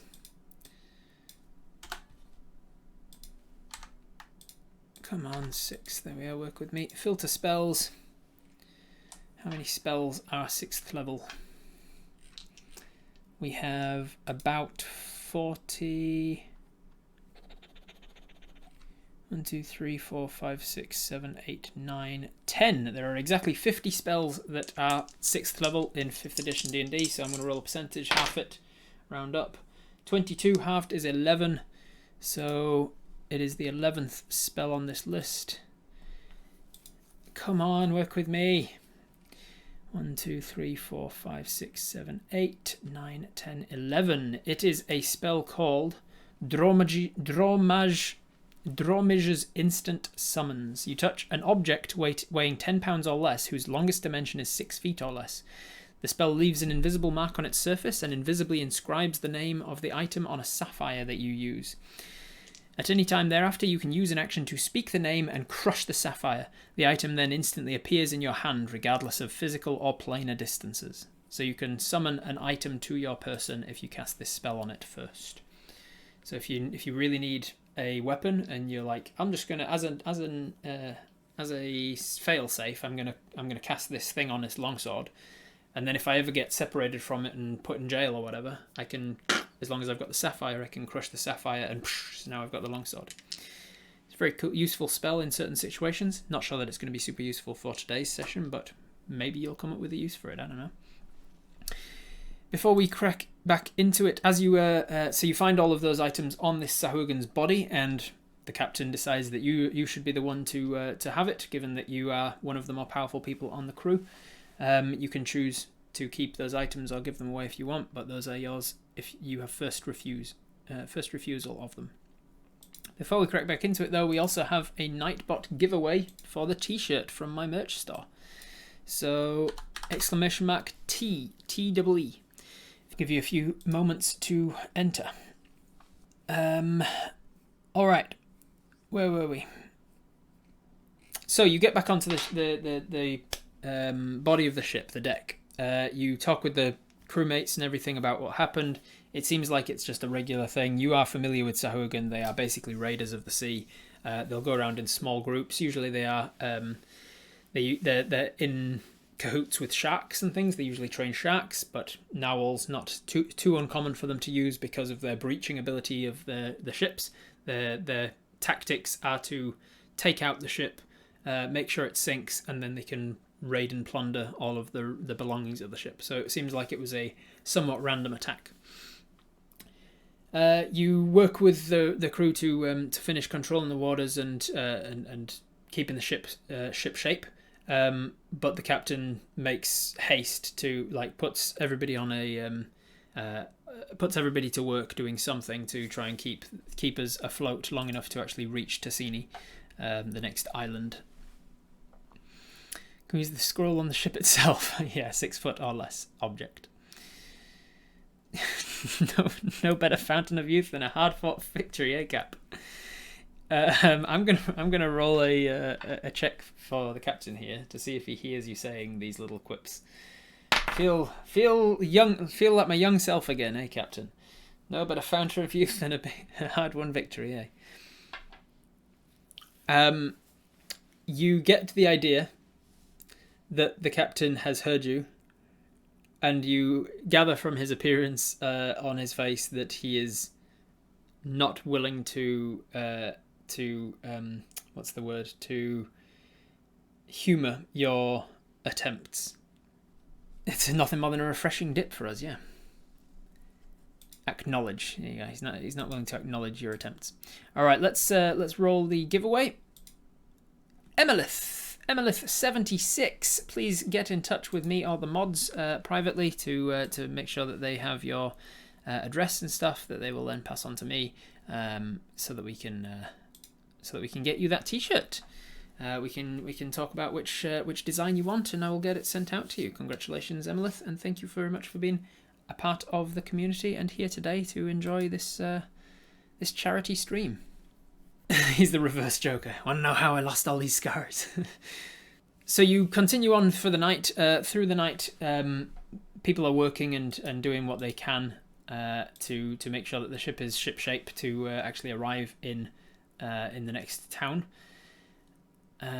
Just double checking my notes here.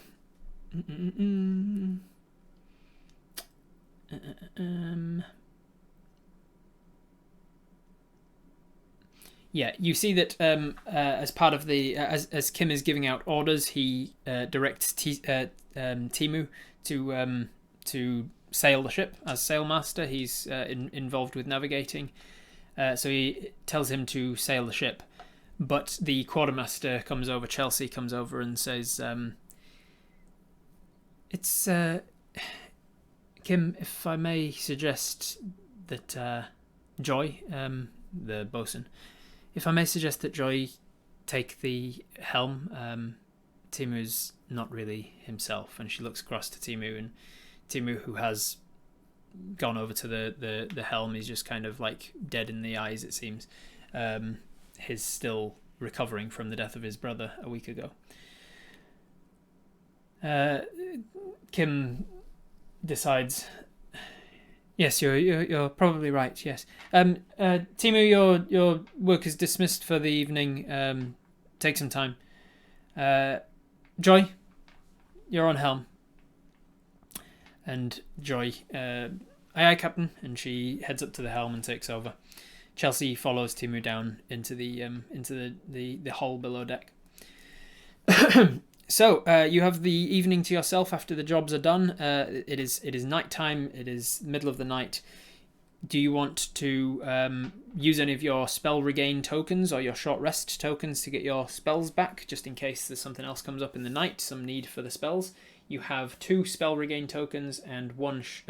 oh my god. You have 7 short rest tokens. Thank you, Lefty. Do you want to use a short rest right now to make sure that you are shipshape in case anything comes up? Short rest token, yes, short rest token, short rest. Alright, so we will use one of those short rest tokens. You can regain some hit points with your hit dice, but you haven't actually used lost any hit points because of that Armour of Agathis. So I will find the spells, and you will bling, get all 3 spells back, because warlocks get their spells back on a short rest. Nice. Alright, so with a short rest, you are ready to go in case, in a moment's notice, in case anything happens. Do you want to, ultimately, would, what's his name, Syphon, would Syphon sleep above deck or below deck? Being that it's a relatively small cog and a crew of about 12 or so, only the captain has a cabin. There is a rec room, which is the room where people actually take the stairs down into the hull, and there is a cabin. There's a kitchen up the front, rec room at the back, and the captain's cabin next to that. So everybody other than the captain will sleep either on deck or in the hulls in hammocks. Which one would Syphon sleep? Above deck, above deck. Alright, we can relax with the smell of the sea air. Nice. We sleep in the water with the narwhal. Yeah, bound to the boat by a rope, just cruising along. Cool. So during that night, I will have you roll some checks to see if you can control this narwhal or if it disappears. Obviously, after the whole monster runs out, you're going to have to do some proper work to keep this thing around. So firstly, you're going to roll an animal handling check. You have no advantage at the moment, but you do have 3 advantage tokens and a +4 to the next roll. So you'll have a +4 from the next rolls. You have advantage if you want it, or you have 3 nat 20 tokens. You can just straight up take a nat 20 on this check if you want. And then yes, we will go talk to the guy who lost his brother Bessorin. Nat 20 token. A few people saying tokens. Yeah, we've got 3 nat 20 tokens, remember? We have to make a lot of checks, so use the nat 20 for a later one. Okay, so advantage, few nat 20s. I think the majority is saying nat 20 tokens. Alright, so we are going to use one of our 3 nat 20 tokens to just automatically get a 20 on this animal handling check, plus our animal handling, which is a +2, so that's 22, plus the +4 from people giving $5 donations. So that is a 26 animal handling check without even needing to roll for it. 26 animal handling is, needless to say, sufficient to get this thing interested in you for a while. You take it some chum. You jump into the water, and you and your little water weird companion manage to easily fish some things nearby. You give this narwhal some food, and for now it is happy to follow the ship. You've managed that is not enough to tame it again. It's still not a pet per se, but it is enough to keep it with you through the night at the very least. So the narwhal is happily just kind of sticking around the ship through the night. Every half an hour or so, you make sure to throw some more fish overboard for it, some more chum in the water. You make sure to. I'm assuming that narwhal eat fish. I've never actually looked into narwhal that much. I'm assuming that all this time they're like bottom feeders or something. I'm like, oops. Oh well.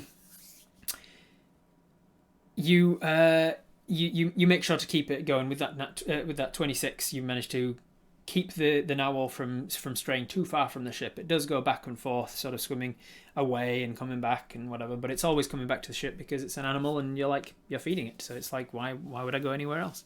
Also, if you've ever been on a boat, whales and cetaceans tend to like to frolic in the wake of the ship.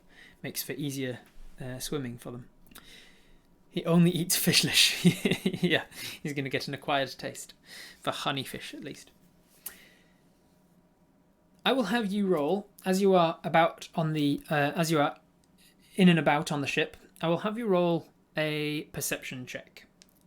Do you want to do so with advantage and or a nat 20 token, or do you want to just roll and hope for the best and then use a reroll of one of your 3 rerolls if it's bad? What do you want to do? Put a thumbs up in the chat if you want to use an advantage or an advantage on nat 20 token. If you have the nat 20 emotes that people were using before, you can do that as well. Put a thumbs down in the chat if you do not want to use anything and just make it a straight roll.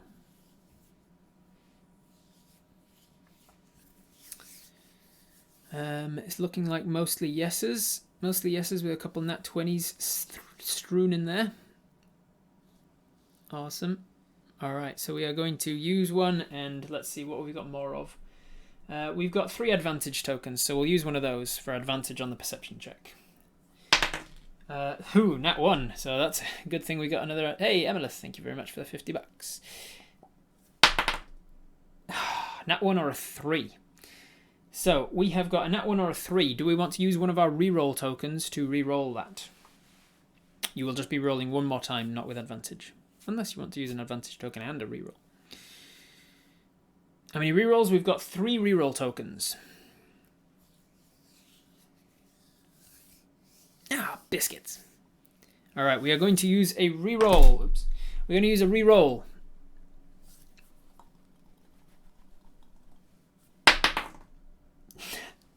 That's a nat 20.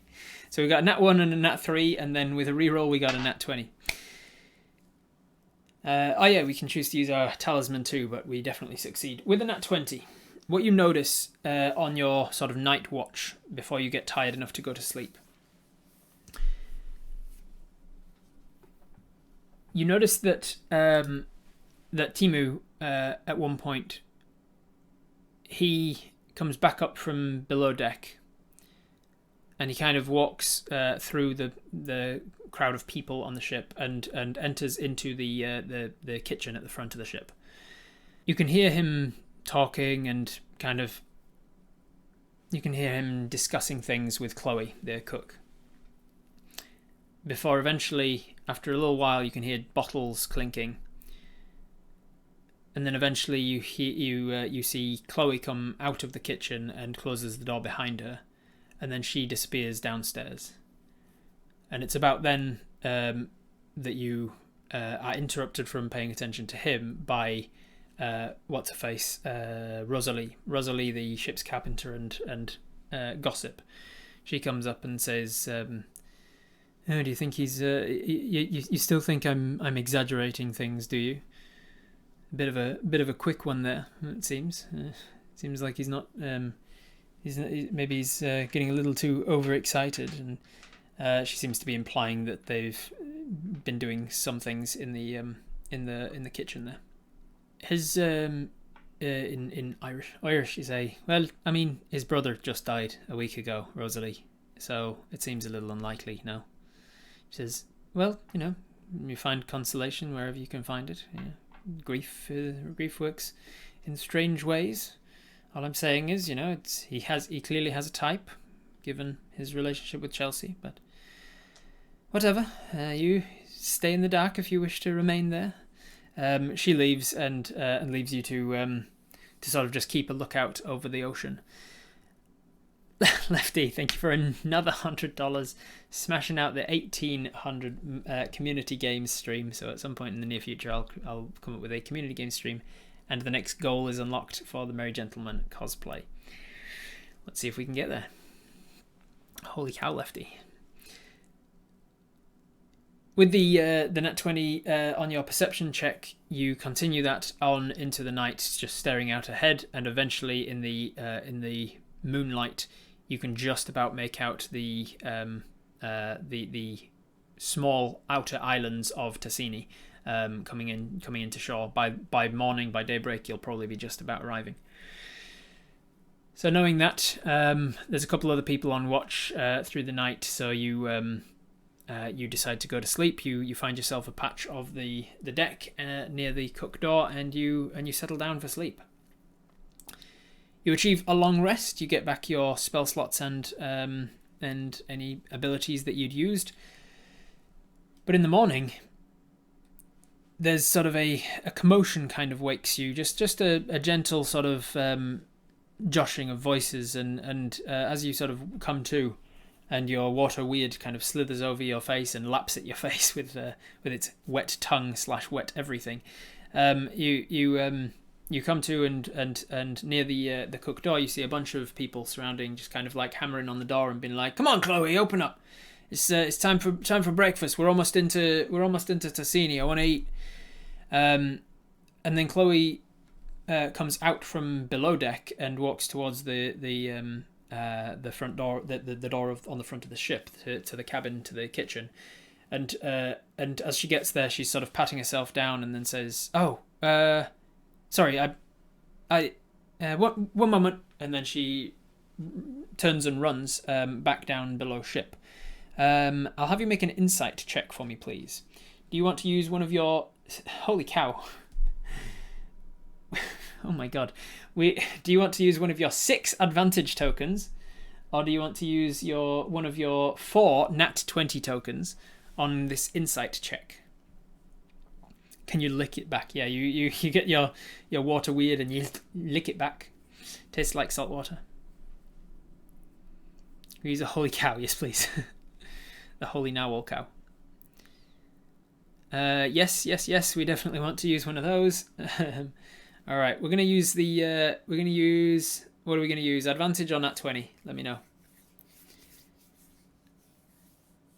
If we guess that there's blood on her clothing, do we get auto advantage? Hey, damn, classic Sam, thank you very much.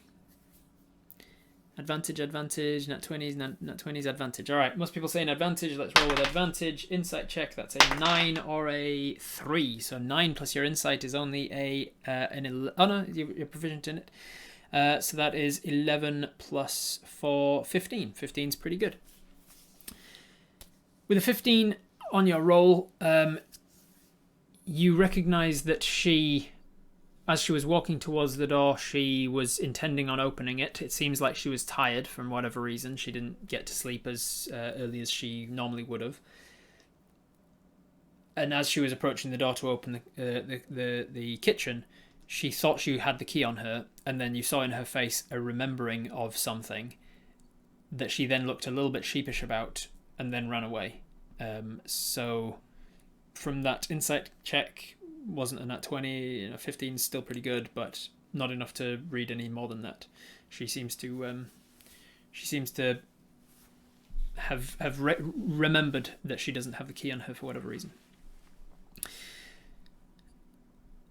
It's not long after she's disappeared downstairs, though, that the captain comes out of his quarters and makes his way across the deck, sort of, morning, how's everybody doing, are you good?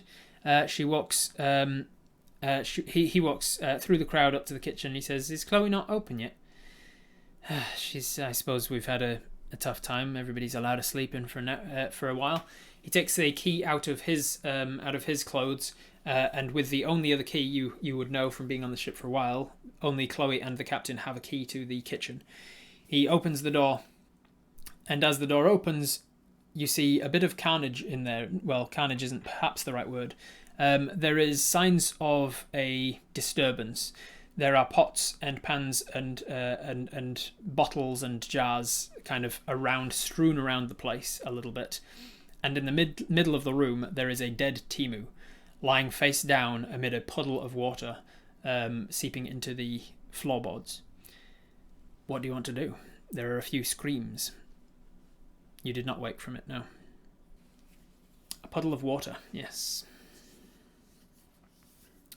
Go find Chloe. Chloe comes back almost immediately. She comes up from downstairs and you can hear her saying, actually, she's no, not important for rolling for. She says you can kind of hear her sort of asking the people still out on the deck, like, has anybody seen Temu? I need something from. And then she sees the crowd and she says, oh, the cat. She walks in. She sort of follows you into the kitchen and sees Timo on the ground, and then just goes silent, and her face drops. Medicine check. See how long ago he died. Fantastic choice there, Sparrow. All right, so we are going to roll a medicine check on this thing. Do we want to use advantage or a nat 20 token? We have 5 advantages and 4 nat 20 tokens.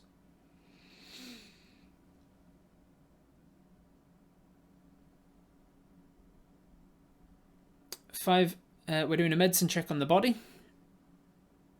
We have 5 advantages and 5 advantages and 4 nat 20 tokens. Do we want to use a nat 20 token or an advantage? Lots of people saying nat 20. Nat 20, nat 20, nat 20, nat 20, nat 20. All right, almost unanimously here. We are going for a nat 20 token. No need to roll then. We take a nat 20 plus our 2 for our wisdom. Takes us to a 22 on this medicine check. 22 is very good. Obviously, it's not the best. Like if you were proficient in medicine, it would have been a better roll, but it is still a very good roll. With a 22 on your medicine check, you can tell 2 things. That he died about 3 hours ago, give or take about an hour. So he's died relatively recently, but not soon enough that he's started to get quite cold. And the second thing you notice is that he definitely drowned. There is water around him, and as you kind of turn him over, more water comes out of his mouth, mixed with saliva, and then you kind of turn him onto his side and more water trickles out as well. You press down on his chest and this big torrent of water comes out. He definitely drowned as the cause of his death. There is no physical damage to his body.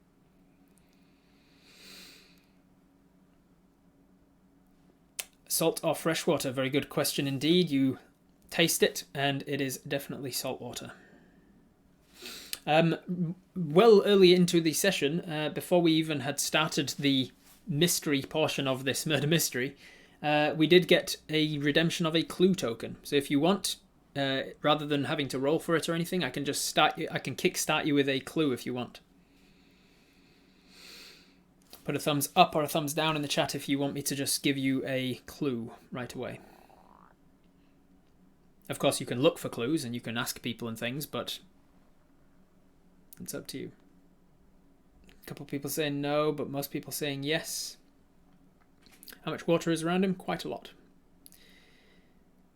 What potential containers could have been used to transport it? Pots and things.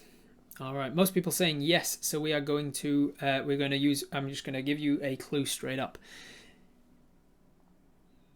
You know for sure that nobody, with your 26 perception or whatever it was before, 22 or whatever it happened to have been, with your huge perception from the night before, you know very confidently that nobody entered the door of the kitchen since Chloe left. Nobody left the door of the kitchen and nobody entered the door of the kitchen since Chloe left last night.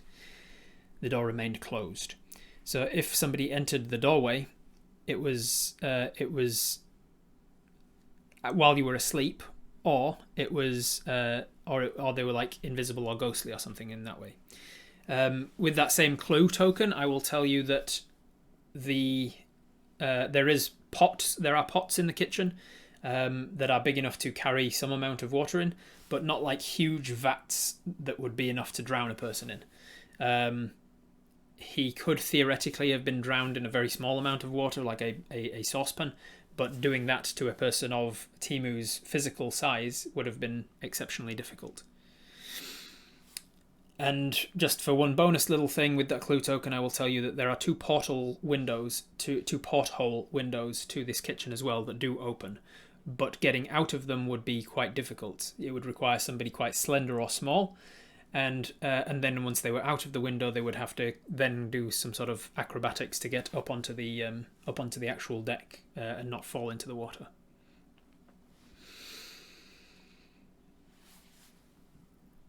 And that's what you get with your clue tokens. All right. Activate Detect Magic. All right, so we do have Detect Magic at will, being that it's one of our evocations that we get from invocations. Sorry, it's one of our invocations that we get from being a warlock. We can cast Detect Magic at will. What does it look like? Let's think. I think your eyes glaze over like pearls. They become pearls in your head. And wherever your eyes are like that, you can see around you in like an overlay onto every part around you the magic of the scene. You can tell that there is nothing magical on Timu's body. Actually, there is, because somebody's redeemed magic items. So, what magic items do you find in and around the crime scene? Let's find out. Magic items. Yummy, yummy.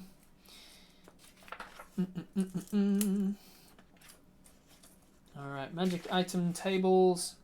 Which table are we looking at? Ooh, a good one. We're looking at table D again.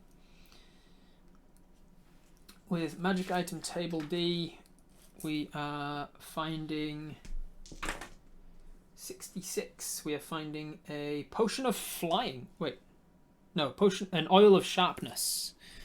Oil of sharpness, which I think if you apply it to a weapon, makes it a plus 3 weapon or something. I'm pretty sure it makes it a plus 3 weapon. So if you applied oil of sharpness to your spear, the tip of your spear or your dagger, for instance, it would become a plus 3 spear. Oh, it'd become a plus 5 spear, I think. I'm not sure if it stacks. I'd have to look it up. And there is another magic item token. So you find oil in the kitchen, oil of sharpness. That is yours for the taking. And the other one is going to be table B. 83 from table B. Is a filter of love. A filter of love. A love potion, essentially. A love potion. So that's yours for taking if you want it as well.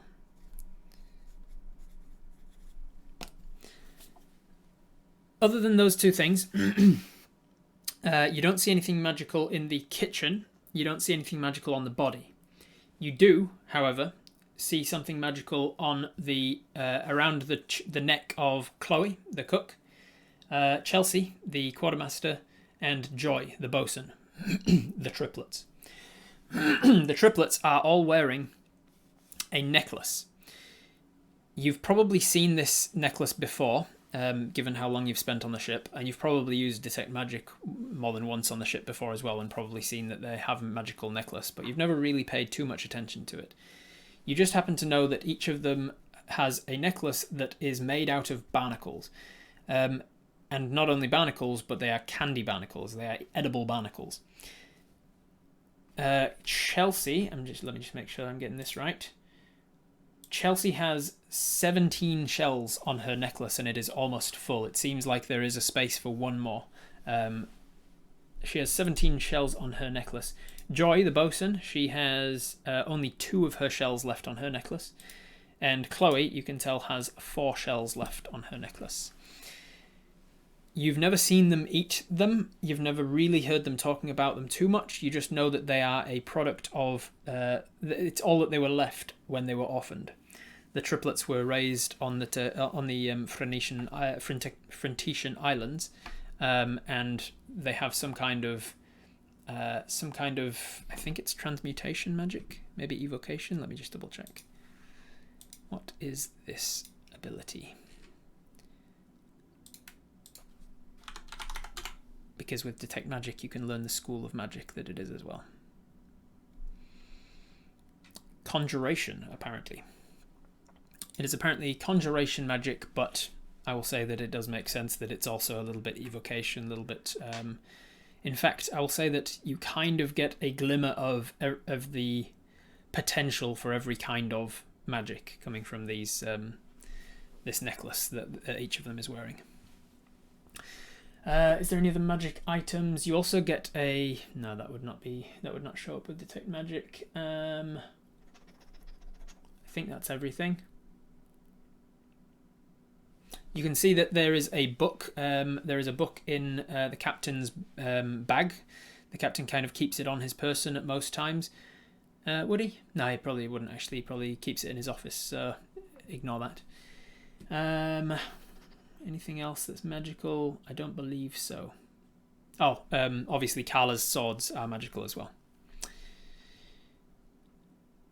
So, what do you want to do? Back over to you guys. Millsy had a good idea, apparently. What was Millsy's idea? Let me scroll up. Scroll up. Can we cast True Seeing? Make sure everyone is who they appear to be. Good idea indeed. True Seeing? Alright. So we have True Seeing as an ability. It's a once per day thing. It allows us to see if anybody's shapeshifted or anything like that. You cast it, you kind of your pearls disappear, and then they are replaced by what else could be cool? Like just an inky void, just looking into your eyes is just like looking into the deepest of oceans. As you cast True Seeing on yourself and look around, let me just double check what it is that you can see with True Seeing. You can see invisibility, you can see into the ethereal plane. I'm not sure if they're like shape-shifting kind of things. You don't see any shapeshifters among you. You look around everybody's eyes and everybody's faces. Everybody is who they appear to be. Everybody has is not shapeshifting in their form. Gives the willing creature the ability to see things as they actually are. You notice secret doors and hidden by magic. Blah blah blah. Excellent. Everybody on the crew is who they appear to be. There are no secret doors into or out of this kitchen. You look around and you know for sure that that's the case. And there's no invisible creatures or ethereal creatures around you either. It lasts for a while, so I'll let you know if any of that changes. It doesn't give you any bonuses to insight, no. But you can now insight check if you want to talk to no imposter among us, no. Any attack or defense marks on the body. With your nat 20 medicine check from before, you were able to ascertain that he definitely drowned as the cause of his death, and that there was no physical damage to his body. You can tell from the way the body is placed and the sort of, I keep wanting to say carnage, it's not quite the right word because that kind of implies blood and guts and gore. The destruction, you can tell from the minor destruction of the kitchen. It's not like the entire place was destroyed, but you can tell that he's been pushed up against something and stumbled. Some pots have fallen off. He's kind of like swung out at something probably. There's like a couple of things that are on its side, or like bottles that have rolled off and smashed on the floor. Disarray, yeah, disarray is a better word. There's a small section of the kitchen that is in disarray immediately in his vicinity. It looks like he was jumped. It looks like he fought back a little bit, and then it looks like he was drowned. Signs of a struggle, but not like a major one. It seems like whatever happened fast. Search his body to see if he had a kitchen key. Well done, Lava Kitten. You indeed find a key. In his pocket, you find Chloe's key to the kitchen door. Where's our Triton friend? He's around. If you want to talk to him, he's there. I'm not going to go through all 12 people on the crew. Well, 11 now. I'm not going to go through all 11 people and tell you about like every single one of them, but they are all there, suffice to say. Insight check on all of the people standing around before the moment passes. Okay, insight check. Do you want to use your advantage or rerolls or nat 20s? You have 6 advantage tokens and 3 nat 20s. Are there any pipes to the outside? No, there are not. No pipes leading to the outside from in the kitchen, no. Question Chloe about the key, we will do in a second. We're just insight checking everybody at the moment.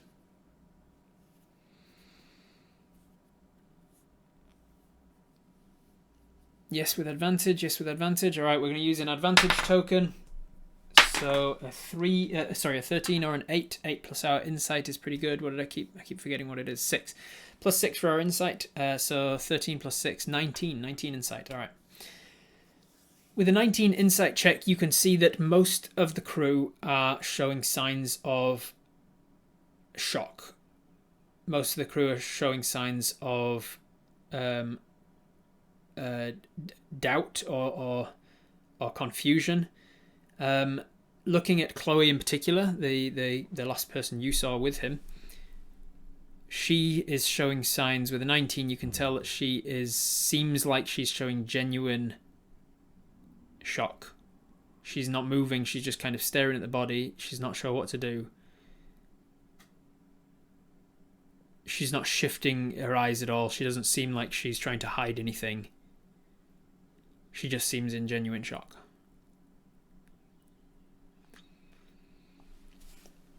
Spates just donated $500. What?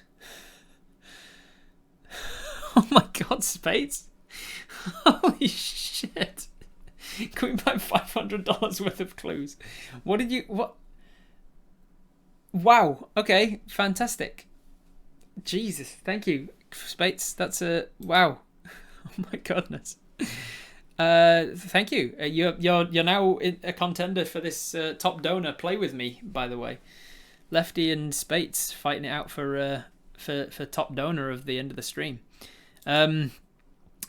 Before I forget, then, and we get ahead of ourselves, let me add the next milestones, the stretch goal milestones, because we're about to smash out that final one of the lore exposition stream. All right, create a milestone.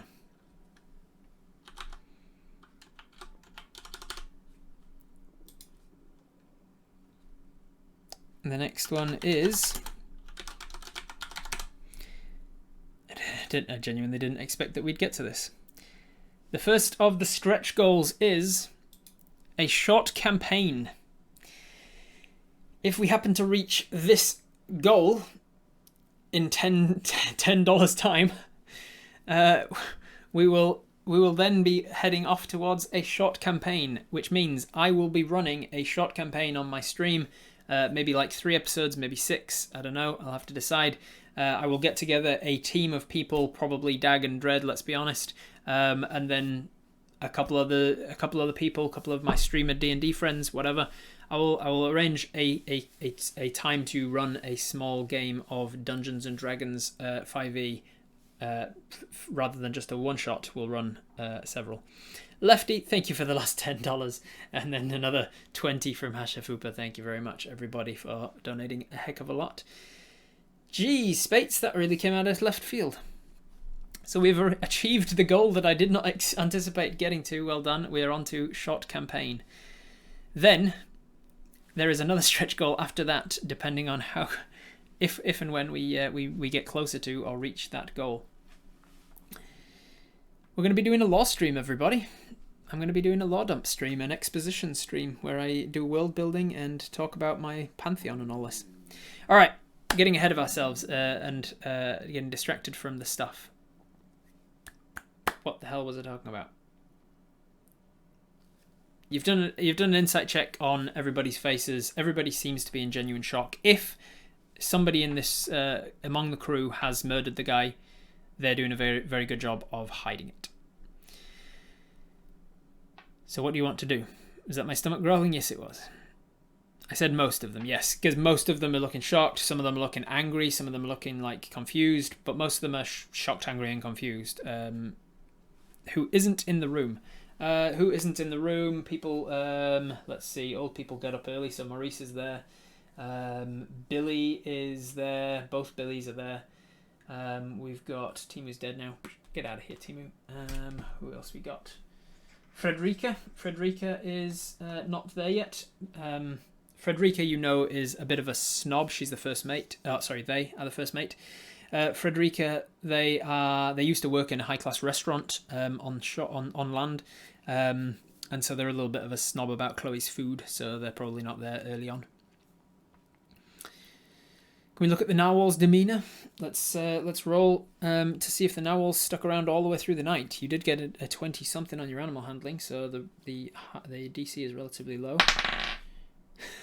But I literally rolled a nat 1. The narwhal, even with your animal handling check, got a nat 1 to see if it was going to stick around, and so it's not going to stick around unless you use one of your 3 reroll tokens to force me to reroll that. You got 3 reroll tokens. Do you want me to force me to reroll that?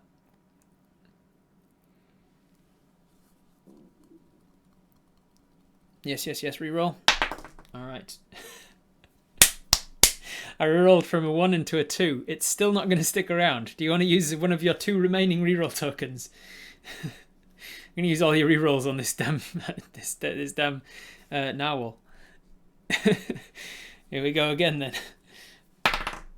A 7. Okay, 7 is enough. I set the DC at a 6. I only needed to roll 6 or higher for it to stick around because of your successful animal handling checks the first time. So it almost has disappeared, and then you've decided to like throw a couple pieces more fish and things off overboard, so it's stuck around. So you've still got a narwhal that is sticking around as a member of the party, as it were. He's still not a pet. It's going to take a few more days, a few more successful checks to like enforce that. Eventually, what happens is the DC for him to stick around becomes like a 1, and then at that point he can't fail, so he's just going to stick around from that point on. Never underestimate the player's need for pets. Yeah. So there's some murder mystery afoot. Who do you reckon did it, and what to do about it? Some people wanted to speak with Chloe, right? You want to take Chloe aside and say like, "Hey, what happened? I saw you talking to him." Is that the idea?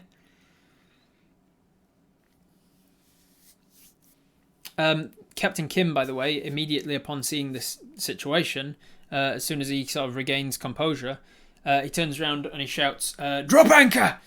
We're not going into harbour until we've sorted this out." And moments away from the harbour of Tassini, with Tassini literally just offshore, maybe like a few hundred yards away, you jump into action. He sends off Chelsea, the quartermaster, to go and drop anchor, and she does so.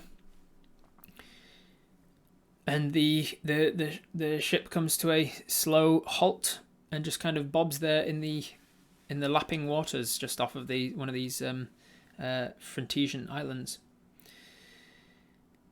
Talk to the captain first, a couple of people saying.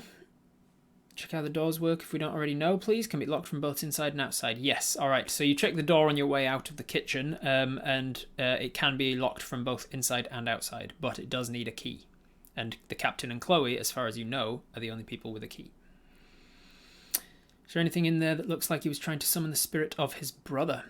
Good question, Vortaria. With your true seeing and your good perception check from earlier, and your medicine check, no, it does not look like anything was untoward with like magic. You did detect magic as well. There was no remnants of like mystical arcane runes or circles or nothing like that. Can we or anyone else set magical alarms around the ship? Let's have a look at your spell list. You do not have the spell alarm. In fact, you don't have... No, you don't have any spell that can set any alarms, and Carla doesn't either. Carla is more in the evocation specialist. She does a bunch of damage with her attacks, but not much else. Check to see how warm the water is. It's a summer's day, and you're in basically tropical Polynesian islands, or the equivalent of, so it's pretty warm waters. You cast True Seeing? You have, yeah, you've still got True Seeing. You've got your eyes are in the inky void blackness at the moment. The water is just around him. It's not leading a trail anywhere else. Oh, the water around the body, how warm that is. It's about ocean warm. It's about the same as ocean temperature.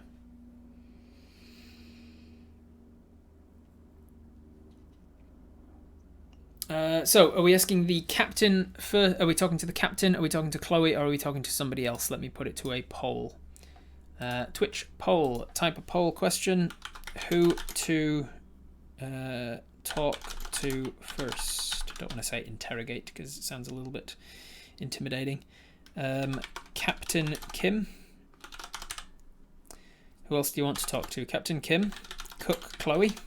Is there anybody else in particular that you want to talk to? We can add up to 6 to this poll. Captain, Chloe, anybody else that you wish to talk to that I can put into the vote? Rosalie, the gossip. Rosalie has shown jealousy from Timu's affection with the triplets. So the ship's carpenter Rosalie, or other. Alright, those are the 4 options. Start the poll now. You can vote in the chat with a number 1, 2, 3 or 4. In case you can't see it, I will tell you the numbers as soon as I can find where the hell I've left it. There we are. You should be able to see... Oh, sorry, it's the milestones are covering it. Who to talk to first? Captain Kim is a number 1. Cook Chloe is a number 2. Carpenter Rosalie is a number 3. Or if you want to talk to somebody else first, type a number 4. And if you type a 4, also follow it up with who it is you want to talk to.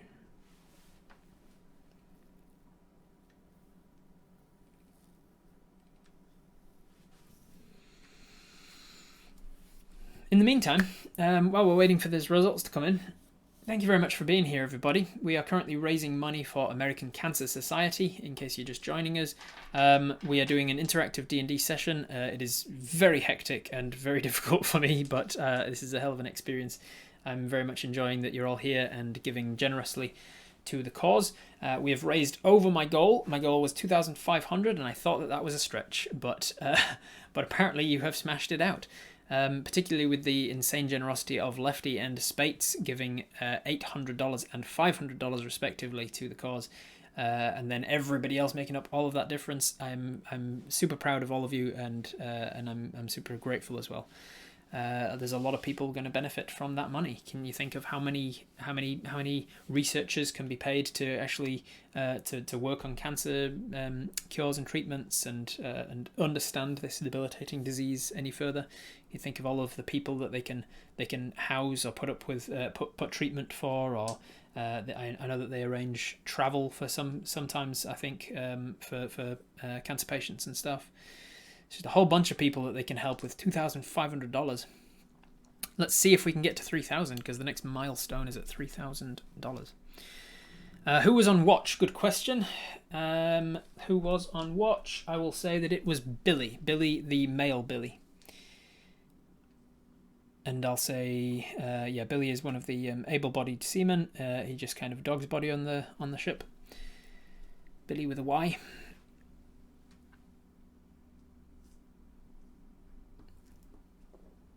Underestimated us, Rob. I don't know, man. I knew that some of you were super generous and had like a lot of disposable cash to spend, but I also knew that it was difficult times for people at the moment financially, so I didn't expect all of this monies. All right, how are we going with the vote? It looks like Cook Chloe is leading, so we'll call it there as soon as I can find where I do this. With 56% of the vote, people want to talk with Chloe the cook first. So you do so. You take her off to the side and you say, I've gotten such the habit with Apis of just going straight into Scottish. Irish. A little Irishman. Hello. You say to Chloe, you say, Chloe, could I just speak with you for a second? And in shock, she sort of barely recognises that you're there until you sort of like gently put your hand on her shoulder and say, Chloe. And she, yeah. Chloe, could I speak with you for a second? And she says, yeah. And she leaves the kitchen with you. How did you lose the key? For anyone who's new to Twitch Tales, this is basically how conversations work. Just write something in the chat in quotations, and I will say it. Be aware that if I feel like you are trolling specifically, then there may be repercussions. There are the rest of the chat won't be too happy with you if you choose trollish behaviour. How did you lose the key? And she says, I didn't lose it. I gave it to him. He was. I'm sorry. I shouldn't have. Please don't tell the captain. Do you have it? You have the key on you. Do you? She kind of puts her hand out to take the key back. Please don't tell the captain. He was sad, and obviously with the loss of his brother, and then he was attacked by the Sahuagin. Most people say no or hold on to it. It's evidence. So you say, I won't tell the captain yet, but how did you lose it? And you hold the key. You keep a hold of it. Why don't you tell me what happened first? Scottish. Irish dilly. Why don't you tell me what happened first? I'll keep a hold of the key. I won't tell the captain yet, but I need to know what happened. Why did Timu want the key? She says, he wanted to drink. I know that the captain's been rationing out the alcohol, but with us about to touch shore, I figured it was like we had enough alcohol for, like, we didn't need. He was talking about Helemi, and it was overwhelming, and I know that he's been having a real hard time with it. I know that him and Helemi had problems, and they didn't manage to resolve their problems before Helemi died. He was saying that he felt guilty about taking the role from Helemi, taking the what the hell's his role on the ship salesmaster. I know he felt guilty about taking the salesmaster role when Helemi was gunning for it the whole time, and it drove them apart. He felt guilty about it, and he wanted to say something. He just needed to talk. He was talking with Javier downstairs, and Javier said that he needed to drink or something. He said he indicated that he should come and talk with me, and so he came to me and said, and he just asked me. I was closing up, and he asked me if I could give him some of the rum, and I didn't see the harm in it, and eventually I needed to sleep. I was well overdue, and that's why I was late this morning. I was so tired, but he kept me up talking, and he's so sweet. I said I'd give him the key if he locked up after himself, and then didn't tell anyone.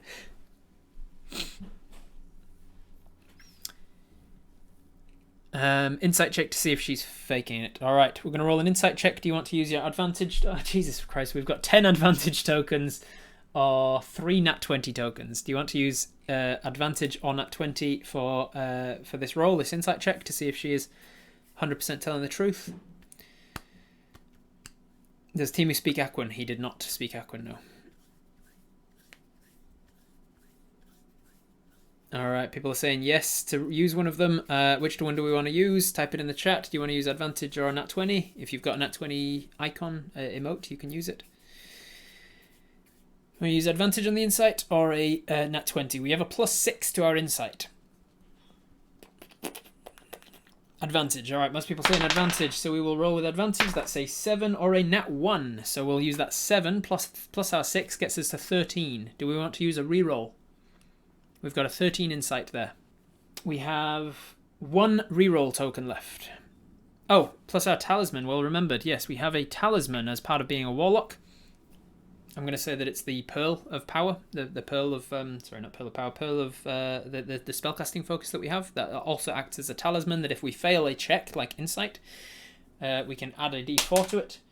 So that 2 takes us up to a 15 insight. With a 15 insight from the talisman, thank you for the reminder, Lady Emery's. Do we want to also use a reroll? We only have 1 reroll token left for now. 15 is decent, 15 is good. Alright, so we will stick with a 15. With a 15. Forest bonus. With a 15, we get that she seems like she's genuine. Either she's a good performer, or she's genuinely upset. Was that with a +1 to the next roll? We had a +1 to the next roll, so that was a 16 insight check. Okay, so with a 16, we tell that she seems to be genuine. Thank you, Fancy, for the reminder there. A kelp forest bonus. You say, Irish, did he go alone? Was he in the kitchen alone when you left him? She says, yeah. And he locked up, like, she says, yeah, I heard him lock the door when I left. Let's ask her about her past as an actor in the theatre. Didn't you say Timu was talking to Javier? Yes, she did. She did indeed say that Timu was talking to Javier. You would know that a lot of people talk to Javier. They don't necessarily get a response from Javier because he doesn't speak common as far as most people know. But he was. But people often spout their problems at him, knowing that he won't necessarily be understanding them. He's a good kind of sounding board for people to just vent. Did you see anyone enter after you? That's Scottish. Irish. Did you see anyone leaving after entering or getting close to the kitchen after you left? No. And I will remind you that you got like a hugely like 20 something on your perception the previous night, and I told you in part of your clue token that you can guarantee that nobody approached the door while of you were awake anyway. And apparently Timu locked the door right after Chloe left. So even if they had approached the door after you'd gone to sleep, they would have had to use magic to get into the locked door, probably. Or through the portals. How long ago was that? She says, oh, it was maybe like 5 hours ago or something. I didn't get much sleep. Which tracks with what you saw. You said he kept you up because he wouldn't shut up. What was he talking about? He was talking about his brother, talking about Helene, talking about how a part of him kind of wished that the Sahuagin had killed him.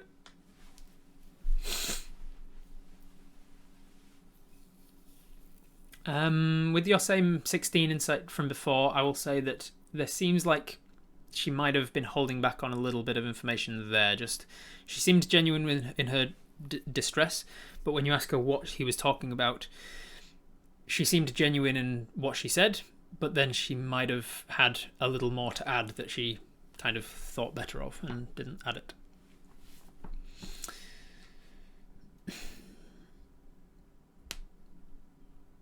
How many times has the door been locked? Twice or once? He locked the door after she left the night before, and then it was unlocked by the captain this morning. Someone went in to kill him between 3 and 5 hours ago. It seems like it, yes. Or they had a lockpick, or they had a key, or they had magic, or or they climbed in through the portal, or they got in some other way, or nobody was in there to begin with. Somebody small and agile fit through a portal, which I think is at least crew members fit that description. Well, Sparrow, as you start to think about whether there would be anybody who could fit through the portal, your mind goes to the only members of the crew, if it was one of the crew, and we are in kind of a locked door situation murder. If it was a member of the crew, the only people small enough to fit through the portal in the first place was Kim, who is now a 12-year-old boy, essentially. Kim, the captain. The triplets, Chloe, Chelsea, and Joy. And the two Billies, the two younger sort of deckhands, Billy and Billy. Those are the only people who would be small enough in their normal forms to fit through the porthole windows into the room. If they fit through the porthole windows, though, it would require some feat of acrobatics or athleticism to get up from the porthole window on the side of the ship up to the actual deck, to not just fall into the water and drown or fall overboard. So that's what you think. That's what you glean from the size of the potholes. If you know something, you need to tell me. I want to find out who did this to him. I don't know anything. I don't know anything at all. Who would do this to him? He was such a gentle, such a humble man. I've noticed your necklace is magical before, and that your sisters have one too. What are they? She says, oh, they're just... I wonder if I can use one now. She pulls one off of her necklace, and she sticks it in her mouth, and you can hear it kind of crunch like a hard sugar candy. As she swallows, she says, please bring Timmy back to life. And then there's a moment, and she says,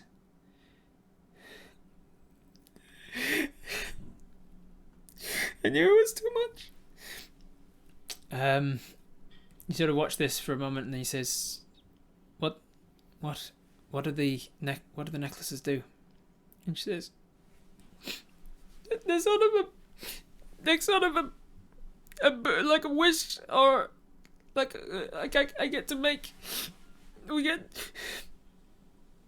to ask for something, and sometimes it happens, but it can't be too much.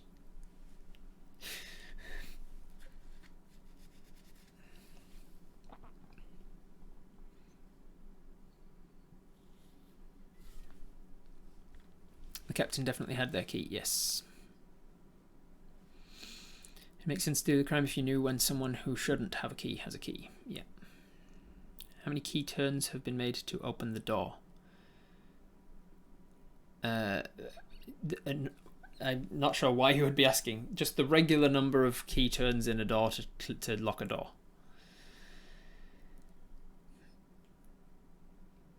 The 12-year-old was showing off in battle. He was a little bit. Chelsea is also quite acrobatic. Chelsea's the one that he had a relationship with in a previous time. I don't even have a mobile to kill him. I think you mean a motive.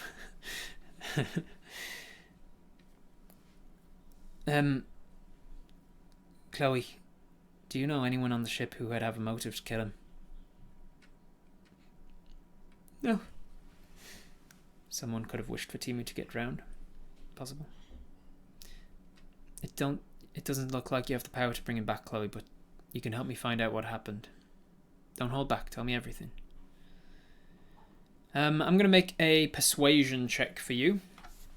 This is going to be a persuasion check, so do you want to use one of your 7,000 advantage tokens, or do you want to use one of your 3 nat 20 tokens?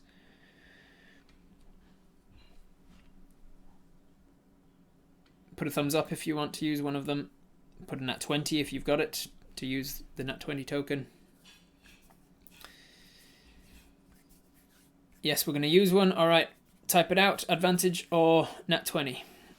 We're going to use one of our 10 advantage tokens or one of our 3 nat 20 tokens. What do you want? You're going to roll a persuasion check to see if you can persuade her to be completely honest and truthful with you. Advantage, all right. With the advantage token, that is going to be a 2 or a 19. 19 plus your persuasion. You are proficient in persuasion, look, and you have a 20 charisma, so your persuasion modifier is a 9. So with a 19 plus 9, that's a 28. You are the most charming and confident and comforting person, a shoulder to cry on. You take her head. She cries onto your shoulder a little bit. You've got your little watery friend grabs some tissues out of a box to hand to them, but the tissues are already wet by the time he hands it across. Just absorbed some of his moisture. He keeps grabbing more tissues and he's confused about why. He's like trying to hand her individual tissues. They're all just soaking wet. You do your best to try and console her and get her to come clean, and she does so. She, as far as you're aware, she is being completely honest when she comes clean with the bit that she was holding back on, that they've been seeing each other. They've been seeing each other in secret for a while. She was worried about what Chelsea would think, given that she's now dating her ex, but in close proximity on a ship for long periods at sea, people are going to do what they're going to do. And it seems like she was asking for Timu to keep it a secret. He said it was he kept insisting that it was fine between them and Chelsea, and that it was a mutual end, and neither of them held feelings towards each other anymore. But she felt like it's all the same. She felt a little icky about the situation. They talked about that as well. So you don't think there's any... It's not Scottish. Irish. You don't think there's any chance that Chelsea might harm him? She says, my sister wouldn't do that. She wouldn't. I can't believe that she would do that.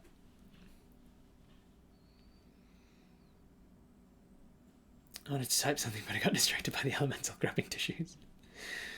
Have you ever noticed in past conversations or eavesdropping if Chelsea seemed the jealous type?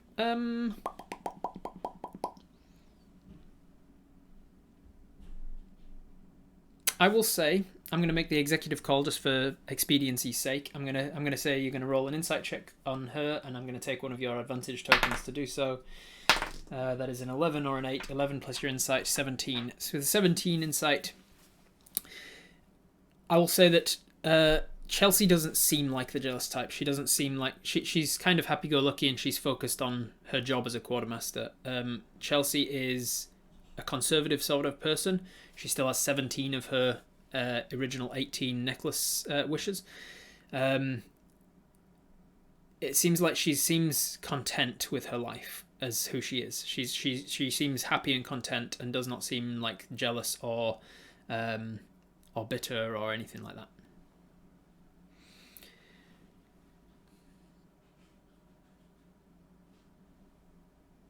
Would she have been able to do it if she had? I don't know. She wouldn't be able to overpower him. He's a strong man. Did we investigate the pot? Holy shit, we've got 4 clue tokens.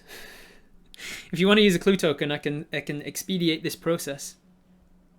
We've got 4 of them apparently. I don't know when we got four clue tokens. Oh, was that from Spates? Want to use a clue token? All right. All right. So we use a clue token, and I will tell you that. I'll tell you how does this work. Let's have a look.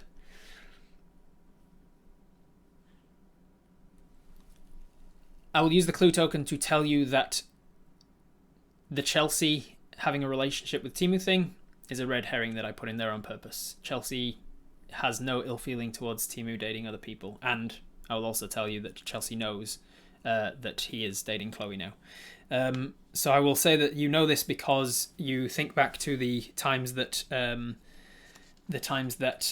Rosalie, the shit stirrer. I'll tell you that you think back to the time that Rosalie has been talking about all these things with blah de blah, and you have noticed with your 6 insight, you have noticed that Chelsea has been within eavesdrop range of that. So you've always been pretty sure that she that she knows about the two of them, and every time you've seen her like eavesdropping or whatever, she's kind of just been like smiling about it. For one reason or another, I will say that you do know that Chelsea harbours no ill will towards Timu, and has been very kind to him since his brother Helime died. So, where to next? Rosalie, the shitstarrer, the carpenter. Are you three the only ones that can use these? And she says, others can use them. I've that's the first one of mine that I've actually used. The second one. She actually only has 3 of her 18 shells remaining. But she's Chloe, the cook that you're talking to. She is, in my notes, the generous one. She has given away all of her, almost all of her shells, to other people. And she says, they have to have our blessing when they use them, but otherwise, yes, anyone can use them as long as they have our blessing. I want to talk to Billy. Billy IE or Billy Y? Billy IE is the woman. Billy Y is not. Do you know if anyone on the ship has used one recently? Yes. Timu used one. Timu used one right after the Aratakan fight. There are 3. She's got 3 left, yeah. Or do you mean there's 3 sisters? She has 3 left. She had 4 left. She's just used one right now to try and bring Timu back, and it didn't work. Did you give a shell to Timu last night? She says, no, but I gave it to him right after the Aratakan fight when Helime died. He wished... I should have known it wouldn't work, because he used it to wish that Helime would return. It's okay. Do you know what his wording was? Did he wish he could be with his brother? He wished that he could... He wished that his brother would return. Do you know if there's consequences to using these wishes if they're granted? No. Joy's been reckless with hers. She's almost out of them. She thinks that once they're all gone, they'll replenish. And they do come back every so often. I've woken up with a couple more of mine back again. How did the brother die? Well, flashback. There was a larger merchant vessel, the Aratakan, that this smaller cog that you're on, this pirate vessel, bore down on, and you attacked in pirate fashion. The boarding plank was placed out from this ship to the next, and as the plank was placed out to board, there was an explosion overhead. There was it seems like the Aratakan had some spellcasters on board. They set fire to the Mosquito's sail. That's the name of the ship that you're on. They set fire to the Mosquito's sail, and then the boarding plank snapped, and Helime fell into the water and was dragged under one of the boats and not seen again. Would anyone be able to steal one of these from you without you noticing? I mean, if they would, they wouldn't have our blessing to use it. Is anyone else on the ship a spellcaster? Yes, you and Carla. Carla is the Master of Defense. She has spells that mostly revolve around attack and defense damage. Attack damage and defense. She's got 2 swords that she lights up with lightning and thunder damage. I really get the idea that Rob doesn't want to let us speak with the dead. You can if you want. You don't have speak with the dead, but if you want to do so in some way, you can try it. You could also just use one of those clue tokens, and I will allow you to speak with the dead as a redemption of one of your 3 clue tokens. Would there be consequence of using it without your consent? No, it just doesn't work. We can scry on the dead brother if you want, yeah. Alright, lots of... use a shell. Ask for a shell to wish to be able to speak with the dead. Okay, cool. There's a lot of options here, so let's put it to a vote. Twitch poll. What to do? Type in number 1 if you want to request a shell from Chloe the cook to attempt to use the spell to attempt to speak with Timu. And number 2 in the chat, if you want to scry on Helime, you have the spell scrying available to you. Number 3 in the chat, to speak with another crewmate. And number 4 in chat, if you want to do anything else. You also have 3 clue tokens that I can use if you feel like you're stuck or you want something to happen. Can we see into the ethereal plane with true seeing? Yes, we can. Yeah. So looking around you, there are no people in the ethereal plane. If anything has happened with the brother is not on the ship right now on either the material plane or the ethereal plane. The votes are in with 57% of the vote. We have decided we are going to request from Chloe one of these shells in order to speak with the dead. You say to Chloe, who is in my notes as the generous one, so it's likely to succeed. She does only have 3 left, so we'll see. You say, Chloe, this is going to be a tough one for me to ask, but your shell's there. I don't know if it's within the limits of them, but if we could perhaps not bring Timu back, but speak with him at least, maybe he could tell us what happened. Maybe he could help us to know what it was that. And she says, okay. You say, I'm aware of the existence of some spells that some people can do that allows for such magic. Perhaps your shell could replicate that magic. If you were to give me a shell, I could speak with him. I'm going to have you roll a persuasion check. It's a relatively low DC. You do have a +9 to persuasion, but there's always the chance of a nat 1. So do you want to use one of your remaining 8 advantage tokens or one of your 3 nat 20 tokens? This is one of her last 3 wishes, which is from an item that was given to her, the only thing that she was given by her when she was abandoned by her parents, or orphaned by her parents anyway. Timu doesn't have a key on him. He doesn't anymore because we took it, but he did have a key on him. Alright, people are saying yes to use one of the advantage tokens. Can we ask her if she thinks it will work? Ask the other sister who understands the limit of those wishes. Yes, you ask her if you think it'll work, and she says, I think so, based on the power of what it's done for her in the past. She thinks it might work. Can we ask it from Joy, who has 17 left? Joy is the bosun who has 2 left. She's been rather reckless with hers. But Chelsea is the quartermaster and has 17 left. Alright, so we ask her, we said we'd roll with advantage. That's going to be good. That's a 16 or a 15, so 16 plus 9, 25. That is sufficient that she says, yeah, of course. She reaches up and grabs one of them and says, you need to chew it and swallow it.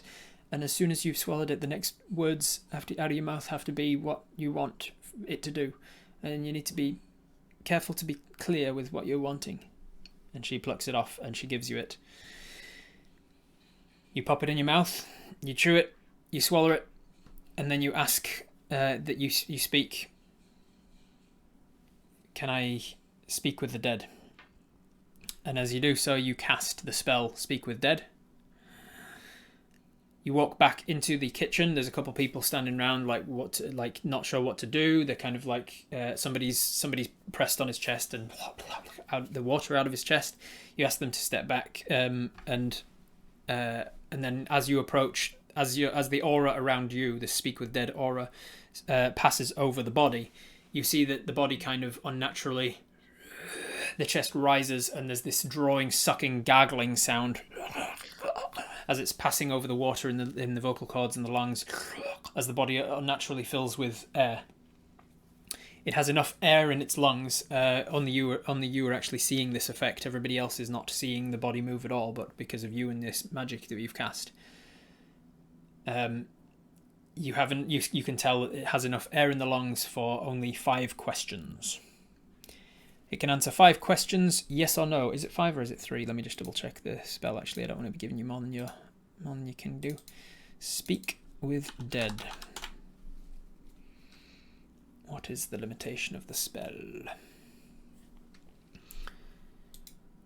Speak with Dead. It lasts for 10 minutes. You grant the semblance of life and intelligence to a corpse. It must have a mouth. Until the spell ends, you can ask the corpse up to 5 questions. It knows only what it knew in life, including the languages it knew. Its answers are usually brief, cryptic, or repetitive, and the corpse is under no obligation to tell a truthful answer if you are hostile to it or it recognizes you as an enemy. The spell doesn't return the creature's soul to it, only animates its body. It cannot learn any new information or comprehend anything that's happened since it died. It can't speculate about future events. So what are your 5 questions going to be?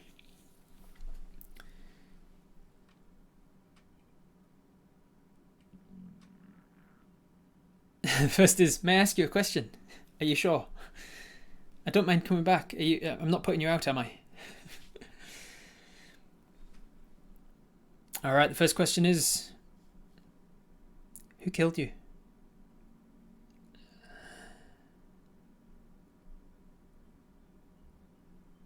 I did. This gurgling sound of his voice comes out. I did. Second question, what's the last thing you remember? I was attacked from behind. Water forced its way into my nose and mouth. That's 2 questions. I'm not going to say how did you drown because that was answered in the last one. What happened to you? What happened to you is attacked from behind. You answered that one. Did you see who killed you? In Irish, did you see who killed you? He says, Helame. That's 3 questions.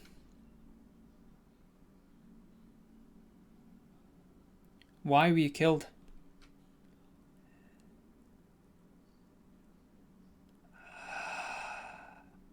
I asked for too much.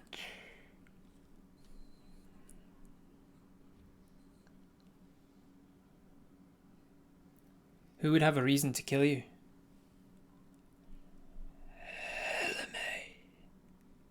And that's your 5 questions. As the last of the air makes its way out of his lungs, his corpse is no longer animated. What do you want to do now with that new information? What is the flight speed of a laden European swallow? Well, what's it laden by? I don't know that. Ah! He wished for it, and his brother did it. Can anyone besides us disguise our appearance magically? If they can, you've got your true sight on, so you wouldn't be able to see it. Slap his body and dramatically yell, no! Either his brother came back or his brother's lover killed Timu on the brother's behalf, potentially. On the topic of brother's lover, you do know that his brother Helame did have a thing with Joy for a while. It was just a one-time thing.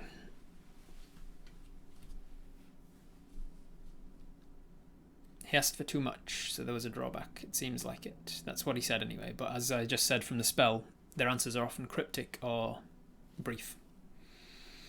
Now it's time to scry. He says he killed himself and then says Helame killed him. Yep, because of the wording of what you asked. I will say, this isn't enough for a clue token, but I'll say that you gather from his somewhat cryptic answers and the fact that Chloe has said that he felt a lot of guilt about Helame dying, and before they could reconcile their differences, he considers it his own fault that he died. So in his first question, who killed you? I did, like whatever the wording was. He was responsible for his own death by wishing for Helame to return. And then he wished for Helame to return, which was too much. And Helame had reason to kill him, he said. We should talk to the captain about this, see what he has to say. As you think to do that, you hear a scream. From outside, somewhere on deck, you rush out onto the deck of the ship.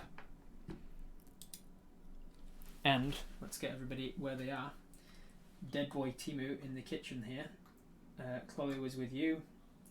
You were in the kitchen. You're running to the kitchen door. Billy and Billy are not here. Rosalie is probably downstairs, as is the maintenance guy, making sure that the ship is still well anchored and stuff. The Triton is probably up on shore as well. Let's say the captain was probably at the helm. Frederica, as first mate, was probably here, as is the quartermaster. Sorry, the quartermaster is this one. Then this is Joy the bosun, let's say. We've got Carla probably still up on deck as well. So they're milling around like this. You hear a scream. As you rush out onto the deck, you see that the person who screamed was the quartermaster. It seems she has been attacked from behind. A creature, seemingly elemental in form, humanoid, has walked up behind the quartermaster and has grabbed her from behind and is stuffing its watery hand all over her mouth and throat and is trying to drag her backwards. I will have you guys roll initiative, please. So, you are about to roll initiative. Do you want to use advantage or a nat 20 on it? You have 7 advantage tokens left. You have 3 nat 20 tokens left. You have 1 reroll token. You have 3 clue tokens. You have 9 short rest tokens, which I feel like aren't going to get used. Yes, for advantage. We have only a +1 on initiative. Use the nat 20 because we need to go first. We only have a +1 on initiative, so with advantage we're likely to get somewhere around 15, 16 probably. Does it resemble Heleme, or is our true sight pinging anything on it? True sight, actually, let me just double check the duration of true sight. Have you still got it on? Speak with dead is not concentration, so that wouldn't have dropped it. True sight, is it like 10 minutes or an hour?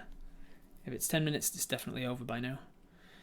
True seeing is 1 hour. Alright, so it is still active. With your 1 hour of true sight, sorry, just before I get distracted, that was a yes on advantage. So we're going to use one token of our advantage tokens to roll initiative with advantage, which is good because that was a 10-4. So that's going to be an 11 on initiative. Do you want to re-roll it with your re-roll token? While you are voting on whether or not to re-roll with a re-roll token, I will tell you that with your true sight, being able to see through shape changes and stuff, you can tell that this is the body of Heleme. Heleme, who is, you can tell from the design of the tokens, very much brothers, pretty much in the exact same pose with the exact same body type. I was pretty pleased with that. Heleme is in shape-shifted form right now. He is in a water elemental form of himself, and he is grabbing the quartermaster, Chelsea, and about to drown her or take her off of the ship. Do we want to re-roll? People are saying yes, re-roll. Alright, so we will use that re-roll token to re-roll initiative. Ugh, that's a 2. I will allow you to use... we will have to... I'm going to make the executive decision that you used one of your 6 remaining advantage tokens to re-roll with advantage. 13. Alright, 13 slightly better. Still not great. You're on a 14 now. You're on a 14 initiative and you are out of re-rolls. So let's see what the enemy gets. Enemy, of which there is only 1 now. So that one can go away. You have allies. I'm just going to put all of your allies as 1 token. You, the enemies, and the allies, that's all we got. Your allies get a 5 on their initiative, so they're going at the end. They got surprised, essentially. You got an 11 right in the middle. Let's see what Heleme gets. Heleme gets a 16 plus his modifier, so Heleme is going first. Unless you want to... I should have asked for this before I rolled, but I didn't really give you a chance to check. Did you want to force me to roll with disadvantage for Heleme's initiative? Yes or no? You have 5 tokens left, 5 advantage tokens. You could re-roll him, but he doesn't. You don't have re-roll tokens left. If you guys want re-roll tokens, it's $15. And don't forget to be adding to this $15. Hey, Lefty, thank you for 2 re-rolls. Nice, thank you, Lefty. We've got 2 more re-roll tokens now. Most people saying yes, so I will roll with disadvantage for him. So that was a 16 or a 13. 13 plus his modifier might just beat yours. Where is his modifier? 15. He's got +2 initiative. So he is going to be going ahead of you in the combat, I'm afraid. All right. we're going into initiative order. You can tell Heleme is there. He is going up front. Before we get started, I'm going to remember this time to call for a Nightbot. If you want to be in with a chance to decide what to do on Syphon's first turn in combat, you are going to type !murder into the chat. MURDER. !murder. Murder. Not all murder, Captain Angel. While you are deciding on who's going to go, I'm going to go with Heleme's turn. Heleme is going to... He's going to use his action. He's got her grappled because he had surprise on her essentially. So he's got her grappled already. He's going to use his action. His shoulders and size starts to grow, and then bursting from him just like these spouts of water, like water balloons all over his body. It seems like entirely made of water, but these water bursts spray out from him. And as they land, as he gets larger, the water that lands on the ground near him make some water elementals within 30 feet. 5, 10, 15, 20, 25, 30. He's going to put the larger one down here next to Carla because she's the big one. And then let's go with one right here between the captain and the first mate. We are chaotic neutral. Game over, man. Game over. Alright, so as enemy 2 has joined the field, rolling initiative for enemy 2. Before I roll it, do you want... so basically he's going to be enemy 1. Enemy 2 is going to be his summons. Do you want me to roll with disadvantage? You have 4 advantage tokens left to use. You can use one of them to give me disadvantage on their initiative check. You have 3 nat 20 tokens. You can just use one of those to give me a straight nat 1 on my initiative for them. Or you can just have them reroll. With 2 reroll tokens that you have. We could fly there. We have a faster fly speed than a walk or swim. That's true. Advantage. All right. We're using one of those advantage tokens to give the summoned creatures disadvantage on their attack. On their initiative, rather. That's a 6 and a 4. 4 plus their modifier will definitely put them last in the initiative round. So the initiative round, it will be enemy number 1, which is him, and then allies, and then enemy number 2, which is his summons. And we're down to 3 advantage tokens, 2 reroll 3 advantage tokens, 2 reroll tokens, 9 healing potions, 3 nat 20 tokens, 2 spell regain tokens, 3 clue tokens still, and 9 short rest tokens. Alright. We're going to be okay in this fight, I think. Let's find out. Our companion is here next to us. This is us, and this is our companion. These are the people in danger over here. What am I doing? That was his action to summon those. As a bonus action, he is going to... nobody is frightened yet. That's it. That's his turn. He's going to use his movement to drag her backwards towards the back of the ship. She's going to fight back. She's athletic but not strong, so that wasn't a great roll. But he got a nat 1. So he only managed to drag her 5 feet back, and he's kind of like sloshing up and over the barrier at the back. It seems like he's going to try and drag her into the water.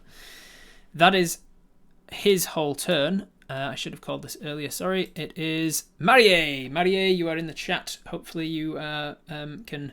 quickly type out what you want to do. You are over here. You are 5, 10, 15, 20, 25 feet from this guy. 5, 10, 15, 20, 25, 30, 35, 40, 45, 50-ish feet from him as the crow flies. You have a flying speed with your magic cloak. You can get to him in melee range if you wanted to. 5, 10, 15, 20, 25, 30, 35-ish feet from this one. And that's all of the bad guys that you can see on the battlefield. There is also a narwhal swimming around in the water somewhere that is somewhat controlled by you, but not exactly. Shout his name first. In Irish. Heleme! You shout his name. because we're in combat and the combat will probably be the rest of the session, I will take the executive decision to use one of those clue tokens to give you some of the exposition that may not otherwise come out during a combat situation. You are aware that, where is it? Truth. You are aware that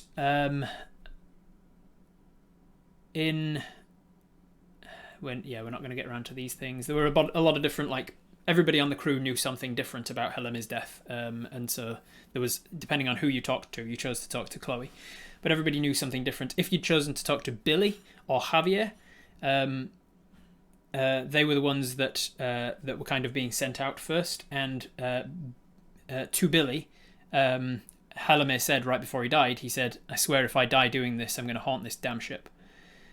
So that's one clue you could have gotten. And then he did die doing it, so he did haunt the ship. His body was claimed by Redacted and returned to life. He holds a grudge against Timu for getting his job as sailing master. Alright, so that's one of your clues, giving Marie some time to write out what we're doing. What are we doing? You shout his name out. We can use our tentacle. Yes, we have a tentacle right here that we can summon as a bonus action. You have to summon it within 30 feet of yourself, I think. Maybe 60, I can't remember. So you can run forwards and then summon it up here if you need. We've got everything back since we had the last fight, so we've still got everything. Still got all of our streams and stuff. We're not too far away from our... What's the next one? Short campaign. Running a short campaign, don't forget, guys. There's a milestone. If we hit $3,000 raised from this session, I will be running a short campaign on my stream for my my D&D compadres. Should I tell you what? Since we're approaching the end of the stream, I will also reveal what the final stretch goal was. The final stretch goal. It's the final stretch goal. Diddle-doo, diddle-doo, diddle-doo, diddle-doo, diddle-doo.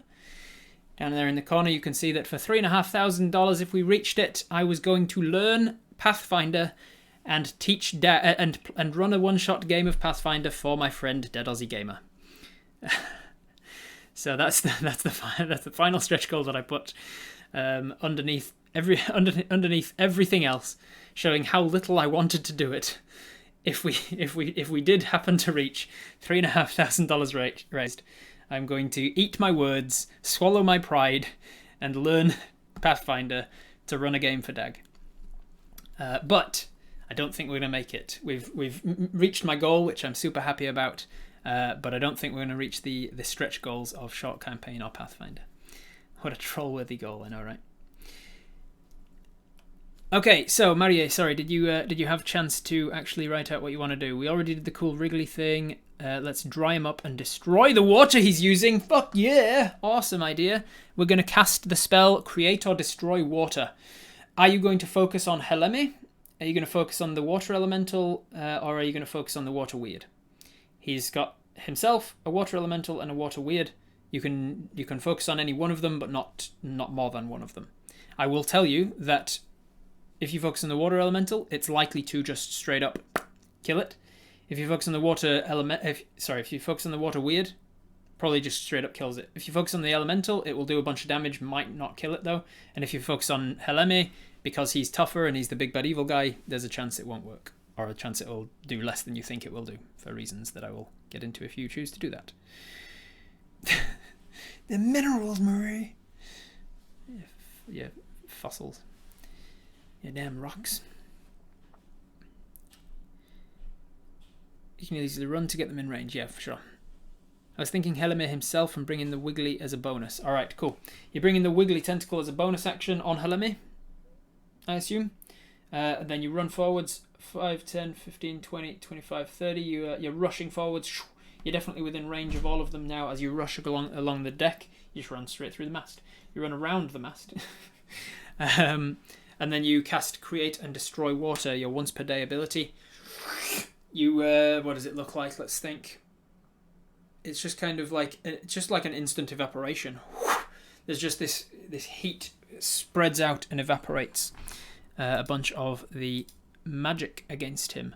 However, because he is the big bad guy of the one cast, he has legendary resistances. So I believe he gets to make a save against it anyway. Let me just pull up the spells.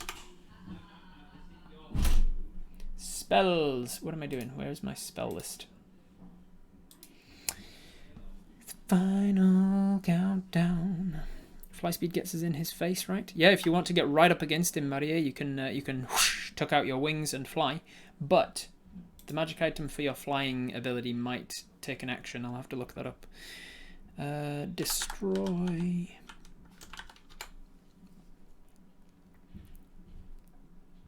Create or destroy water. You destroy up to 10 gallons of water in an open container within range. Alternatively, you destroy fog. Okay. So you're not meant to be able to attack water elementals with it, but it makes sense that you can. I'm just going to give him a save against your DC. It's going to be a con save. Con save against your DC. Does he succeed before even needing his... Where the hell am I looking? It's over here. Man, I've got so many windows open. What's his con? Oh, nice. Yeah, that's a 19. He's already succeeding. Oh, a bunch of people saying give him an automatic 1. All right, so we are going to use one of your nat 20 tokens. You've got 3 of them. You're going to use one of them to give him an automatic 1 on that save. He fails his save.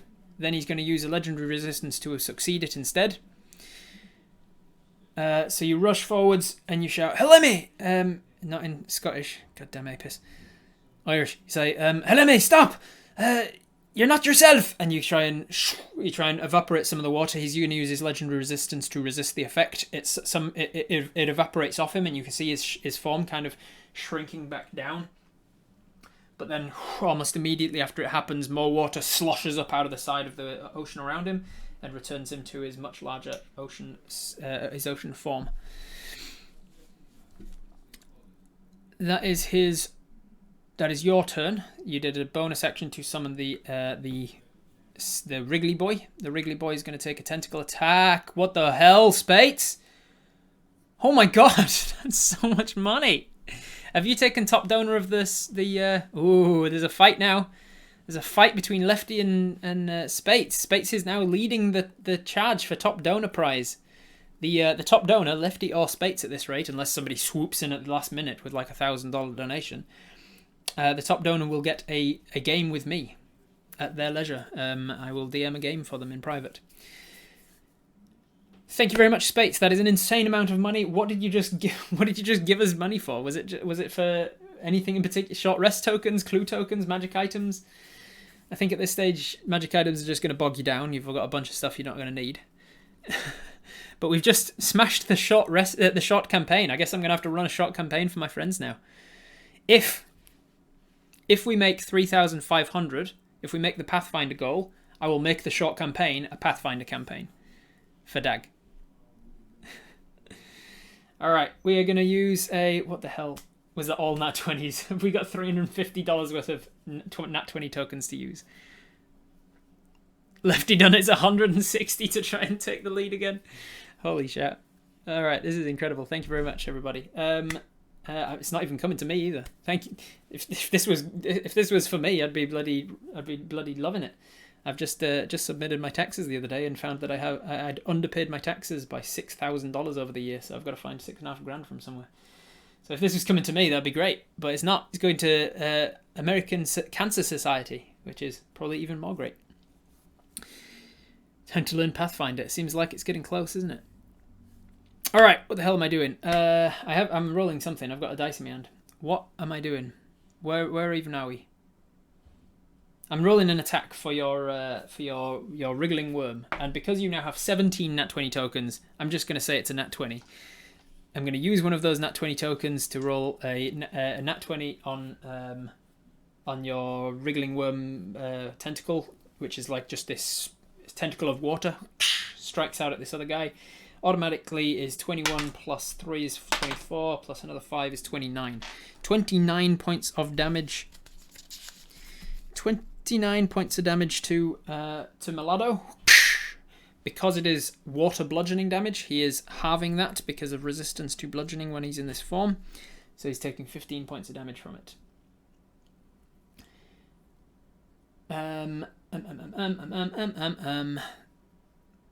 That's your Wriggly Worm attack, your control water, destroy water thing, and your movement. That's everything you can do. Thank you for your participation, Marie. That was great. Wriggly boy. All right. The next, if you want to be in with a chance to decide what Syphon does on their next turn of combat, type. I don't want to use Helemig as it's a bit hard to spell. Type Kim. !Kim. That's the captain's name. !Kim. If you want to be in with a chance to decide what Syphon is going to do on their next turn of combat. But until then, it is the allies' turn. Your allies are going to, again, just for expediency, I'm not going to roll for every bloody fight back and forth on the battlefield right now. Oh yeah, little Wriggly boy came with you as well. Your little Wriggly pet came with you. He can go over here and fight this guy. Joy Division is going to run over here and try to fight this elemental. Chloe is in tears and not sure what to do. She's a cook. She doesn't know how to fight. She's just going to stand there. Kim and Francesca. No, what was her name? What was their name? Sorry. Frederica and Kim are going to fight this little water weird. And he's going to call out for other people. Help, help! And Billy is going to come rushing back upstairs. What happened? What happened? That's his turn. Let's just roll a check for each of them. Actually, we've got 22 nat 20 tokens. I guess you just win. You just win the fight. I'm going to use a nat 20 token on their behalf. So this guy is now wounded. I'm going to use a nat 20 token on their behalf. So this guy is taking a little bit of damage, not enough to wound him because he's a bigger boy. Nat 20 token, and then I'm going to use a nat 20 token. So that's 3 nat 20 tokens used for them, and this one. I'm going to use a nat 20 token to have the quartermaster Chelsea break free of his... I'm breaking free! And she soars out of his grasp, leaving him behind. And he can't grapple her anymore. She's there. Okay. Jesus. All right. Enemy... 22 nat 20 tokens is fucking insane. I put the donation reward list in the chat prior to this game, and I said, like, any advice, and some people were like, it seems a little bit cheap for the nat 20 tokens, $30. You might end up with quite a lot of them. And I was like, nah, it's $30. People aren't going to be going through them like not going to be going through them like they're candy. But apparently I didn't account for Jay Spates being obscenely generous. Your narwhal is an ally. He is not controlled by you. He is just an animal at the end of the day. He probably doesn't even notice that there's anything going on the ship, so he's just gonna narwhal swimming in the ocean, causing a commotion, 'cause I am so awesome. Then that's all of your allies. Everybody downstairs is a non-combatant. By the way, I have a lot of things to talk about with all of these crew members that we just did not have the time to get to in this session, but I will do a breakdown stream at some point maybe and talk about all the things that I'd prepared for today. Compulsion for candy. Finish him. That is all of your allies. It is now enemy 2. Enemy 2 is these geezers. I will give them... I'll just give them a nat 1 from using your nat 20 tokens. We've got enough of them to use. We won't roll for it. So this guy gets a nat 1 and he does no damage to the crew members. This one gets a nat 1. No damage to the crew members. And that's it. That's all of the summons he has. So 2 more nat 20 tokens go. We've still got 16 nat 20 tokens. I think this fight's not going to do any damage to you after all, and you're not going to need those 9 short rest tokens that you have, or the 9 healing potion tokens that you have either. Oh my god. Okay. Then it is enemy number 1. I'm gonna roll the Nightbot so that the person can prepare. Redial 4. It is your turn in a moment, so start writing out what you want to do on your turn. It is enemy number 1's turn, the boss man. Okay, boss man is going to use his... Does he get that back? Oops, sorry, no, roll a d6, not a d20. There it is. He does! He gets it back. So he is going to... He's going to summon... I've run out of elemental things because you took one of them. He's going to summon another elemental. Tell you what, I'll just make it one elemental, but make it more powerful. Spewing out from there, right next to you, is a very large water elemental. Look at this geezer. It looks like a centipede water elemental. Reminds me of the one from Alice in Wonderland. Who are you? Landing right down between you and Billy. Another water elemental is summoned. He's then going to use his... God damn it! Legendary actions. Why do I always forget about legendary actions? You'd think I'd have learned from the Viva thing not to have too many people on the battlefield at once. But apparently I didn't.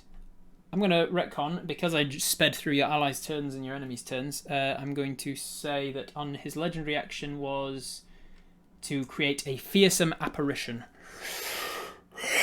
He kind of like swarmed out from himself, screamed, and his chest like opened up like a sideways mouthful of teeth from something from the depths, like a beak of an octopus or something. He made a horrible, horrifying visage of himself, and everyone on the ship, everyone above deck on the ship anyway, who can see him, has to make a wisdom saving throw or be frightened.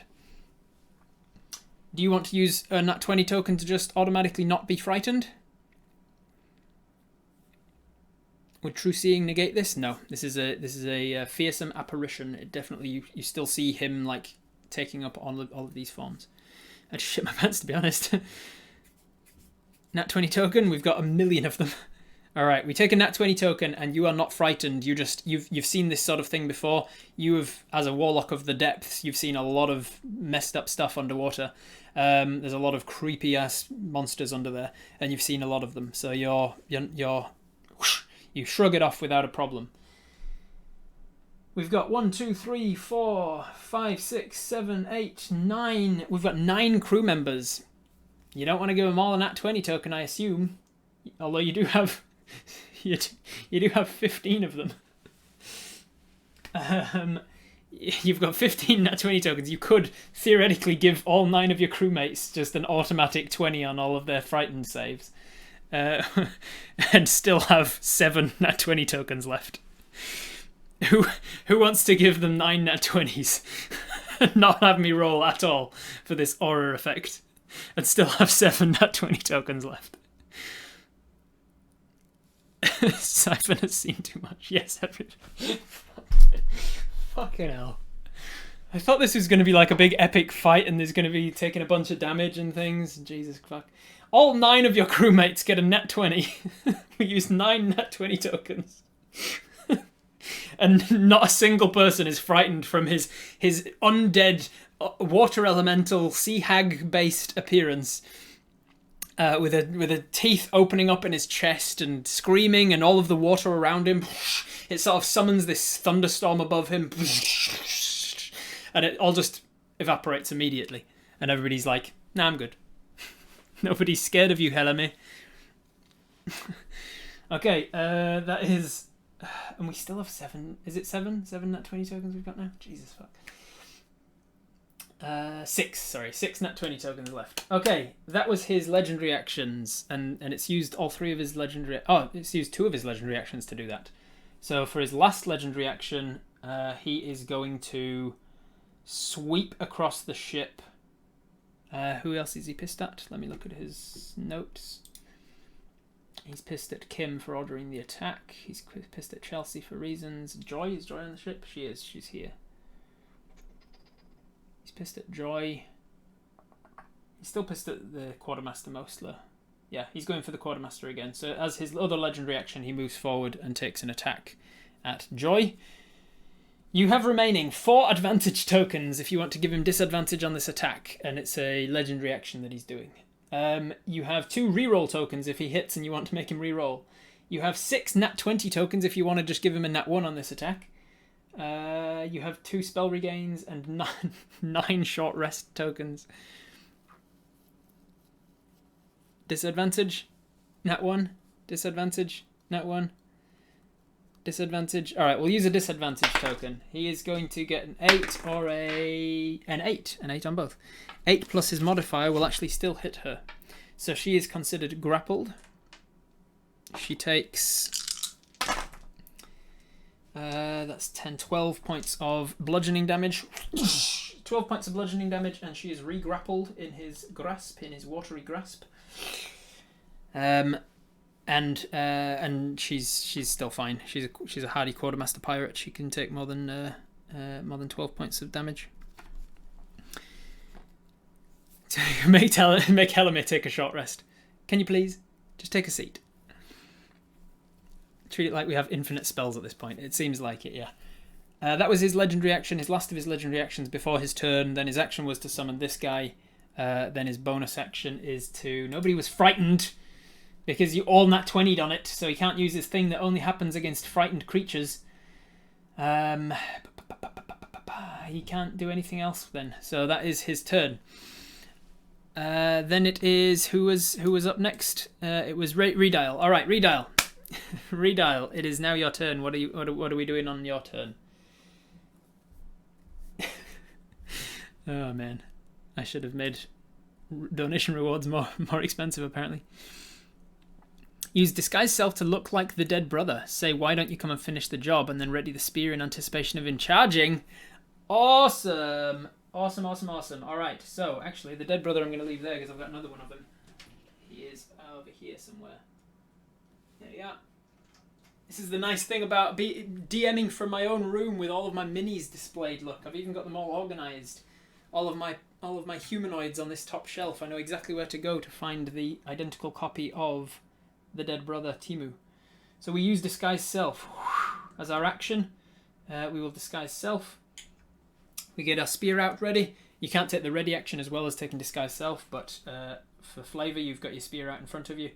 And then you say in Timu's voice, or as best Timu's voice as you can do, I'm going to use one of your advantage. I'm going to make the executive decision. Use one of your advantage tokens to roll a performance check with advantage. You got a 4 or a 15, so it was a good thing we had advantage. And I'm going to use one of your talisman abilities as well to add 3 to that. So that's 18 plus your performance. And being that you're a warlock, you've got a plus 5 from that. So what did I say? 18 to 23 on your performance ability. With a 23 performance, you easily managed to mimic Timu's voice, which I don't know if I ever had Timu speak, did I? What does Timu's voice look like? He sounds... I based him on Pacific Island, so he's sort of like Samoan. Talofa. He says, why don't you come... I'm trying to do a Samoan accent. I don't think I've ever done a Samoan accent before. Why don't you come and... this is a difficult one. Why did I make him Samoan and not think about how to do his voice? Timu, talofa lava. Hey, he says, why don't you come and finish the job, bro? and then you try and intimidate him into coming towards you instead. His watery head seems to you had him gargling earlier, true. His head comes towards you. It seems like it might have attracted his attention. What the hell am I doing? That was your turn. That was your action to cast whatever. You've got a bonus action left if you want to. What can you do with? Oh, bonus action with your whippy tail thing. Sounded Maori. Yeah, it's too urban Maori, that one. It wasn't very Samoan. What are we doing with our bonus action? Are we going to make this guy take an attack? And do we want to use a nat 20 on it? We have 6 nat 20 tokens left. Between that, after disguising but before talking, bonus action tentacle to slap him. Gotcha. Yeah, awesome. Nat 20 token on this tentacle slap. Nat 20 slap him upside the face. Emma, thank you for the $50. We are getting closer to the Pathfinder goal now. We've only got a few minutes left of this stream. I'm coming up on 5 hours, but obviously I'm going to go a little over because of things and decompressing at the end and stuff, and making up for the top half of the stream and the talking and the break in the middle and stuff. I'll make sure to go a little over. Nat 20, most people saying yes. All right, so Nat 20, I won't even roll. Why do we even have dice? You get a Nat 20 on your slap him upside the face check before you then say The thing that I said in flawless Samoan accent. So that's 21 plus 8. I maxed out the damage as well, so that's 29. And then another 5 is 34. And he's resistant because bludgeoning, non-magical bludgeoning. So it takes him to 17 points of damage. So he's taken a total of 32 points of damage now. Slap, slap, slapping Helime about. And then you say, come on, finish the job. And then he's kind of looking your way. Where the hell are we? All right, so that was your turn. You're going to stay where you are, presumably. So then let's roll the next person. Bow. And then we are going to go with exclamation mark Timu. T-I-M-U. Exclamation mark Timu in the chat if you want to be in with a chance to decide what Syphon does on their next turn of combat. Disguise Self is a thing that you can do at will as a warlock. You have the ability to just do it infinitely like a cantrip.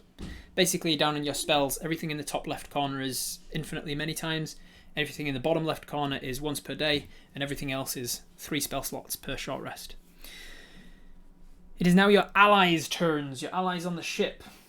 All right, what do we want to do? We have one fight going on here, so you can give them a nat 20 token if you want, in which case this guy will die. There's another fight going on over here. You can give them a nat 20 in case this guy would be wounded. This guy's already wounded, so a nat 20 here would make him die. You have 5 nat 20 tokens left. We've started to burn through them now. Do we want to use a nat 20 token to finish him off? Yes or no? We'll do that one first. Nat 20 on this guy, yes or no? Save our nat 20s for Helime. Save them for us so we can do some damage. No, no, no, no, no. Alright, so it seems like a no on that one. We have 2 advantage tokens left and 2 reroll tokens left. Do we want to give them advantage, yes or no? Anything after this? Yes or no, advantage on this one. We're not going to use a nat 20 token because we're starting to run low on them. It's less pain to win, more trolling Rob for a good cause. Yeah, exactly. A little bit yeses, a little bit nos. We're slightly more leaning towards the yeses. I need a couple more people to vote so I know which way it's going to go. Most people are, yeah, the majority are now saying yes. So we're going to use one of our advantage tokens. 15, that's good.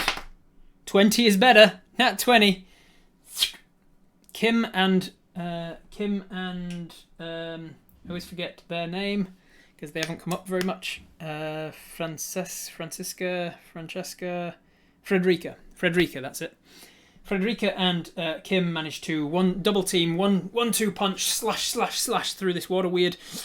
They managed to obliterate enough of the water that it just kind of sprays out all over the ship and is unable to reform its body. And then Kim turns around and says, "Get the hell off of my ship!" in what would have been a very intimidating way if his balls had dropped.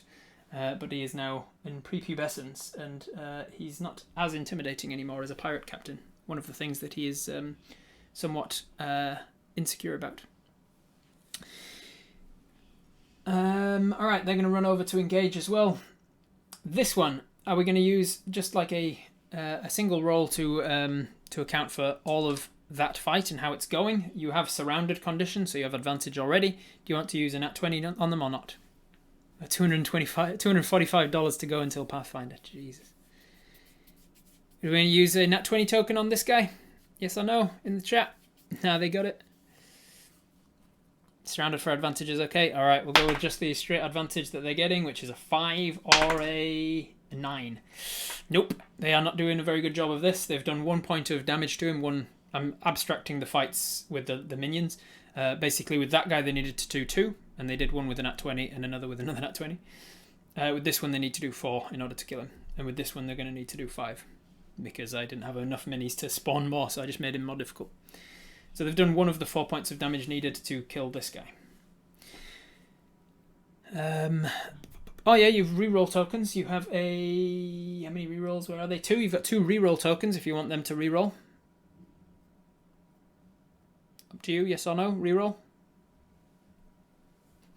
Could be a good one.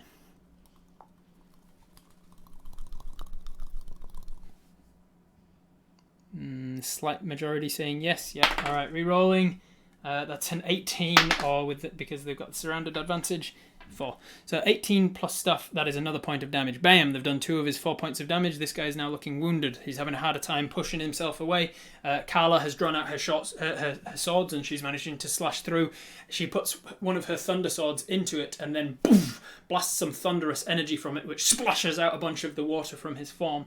It manages to reform somewhat. Your little water weird is trying its best to like wrap around its legs and its watery legs, but it doesn't seem to understand that it's made of water, so it just keeps getting out of them. And your water weird's like, no, come back. I'm going to try like get you all wrapped up, and it's just like watery through your watery. Your little dude is he's trying hard, but he's not the smartest. It's the tissue situation all over again. Who was that? Thank you very much for whoever just donated. I didn't see it. The Triton as well. The Triton is using his webbed hands to sort of push his hands into the water elemental and then pull back like he's trying to swim through him, but he's like pulling parts of this water elemental's body apart. Water versus water isn't really working. Nice try, little buddy. That's right. That's your allies. Your allies. This ally, Billy, is going to take an attack on this one because that's the one fighting you. I'm actually going to roll for him. 13. That's a hit. Takes one of its 5 points away. Thank you, Matt, for the $15. We're getting close to that Pathfinder goal. I might have to end the stream real quick. And that's it. Thank you very much for joining me, everybody. I'll raid somebody. Thank you. Thank you, everybody, for the that's another 100 from Lefty. Thank you. We've got $85 left. Thank you. That's it. You kill this guy. You kill that guy. You kill that guy, and we'll end the stream there. Goodbye. Jesus Christ. I didn't think I'd have to actually do it. I put it there as a trolled goal because I didn't expect to even reach 2,500. And now I'm going to have to actually learn Pathfinder and run a short campaign for Dag. Shouldn't you call out the next person? Thank you, I should. Yeah, thank you for the reminder there. The next person in the chat is Menezes. Menezes, you are the next person to decide what to do on behalf of the main character. Where the hell am I? This has gone to absolute shit. Where am I? Enemy number 1 went. That was your ally's turn. Enemy number 2 turn now. Enemy number 2 is the summons. The summonses, as a general roll from him, you're kind of running low on your... Oh, mind you, Lefty, what did you want from those $100? Oh, I tell you what. There's another clue token to use. I will tell you that another clue, something that I had prepared, that comes to your mind, is that Timu was confiding in Javier downstairs about his feelings, and Javier, I've kept alluding to it by my wording, but Javier does speak common, he just chooses not to. And so Javier was the one who overheard a bunch of other things. So if you'd have spoken to Javier instead of Chloe, Javier would have been able to tell you that he's actually overheard a couple of things, and he overheard what he swore was Helame talking on the ship. In the cook's room, in the what's it called, kitchen, that's the word. So if you'd have spoken to Javier, was the one who like basically told him, hey, go upstairs and get a drink with Chloe, and then when Chloe came downstairs and Timu didn't, Javier went and he went upstairs and like approached the door and heard somebody talking in there, and he could have sworn it was Helame, so he would have told you that if you'd have talked to him instead. So there's another one of your clues gone. Then we'll jump back into the fight with the water elemental. The water elemental attacking your allies. Ooh, that's 1 point that's 1 success. So I'm going to roll a d4 and see who it goes for. That is your water elemental. It has how many hit points does a water weird have? Not a great deal. Okay, your water elemental is wounded but not dead. We made it. God damn it. Thank you very much. I mean, we made it to $3,500. Appreciate that. I guess I'm doing a Pathfinder shot campaign for Dag now. Jesus. I guess I'll put an extra stretch goal on. What's the extra stretch goal going to be? I don't know. I didn't even think I'd need an extra stretch goal. Thank you, Lefty, for the $1,160 and Spates with a $950. Hey, Spates, if you want to be the top donor, there's very few minutes left. You're gonna have to do it. God damn it! Thanks, I mean.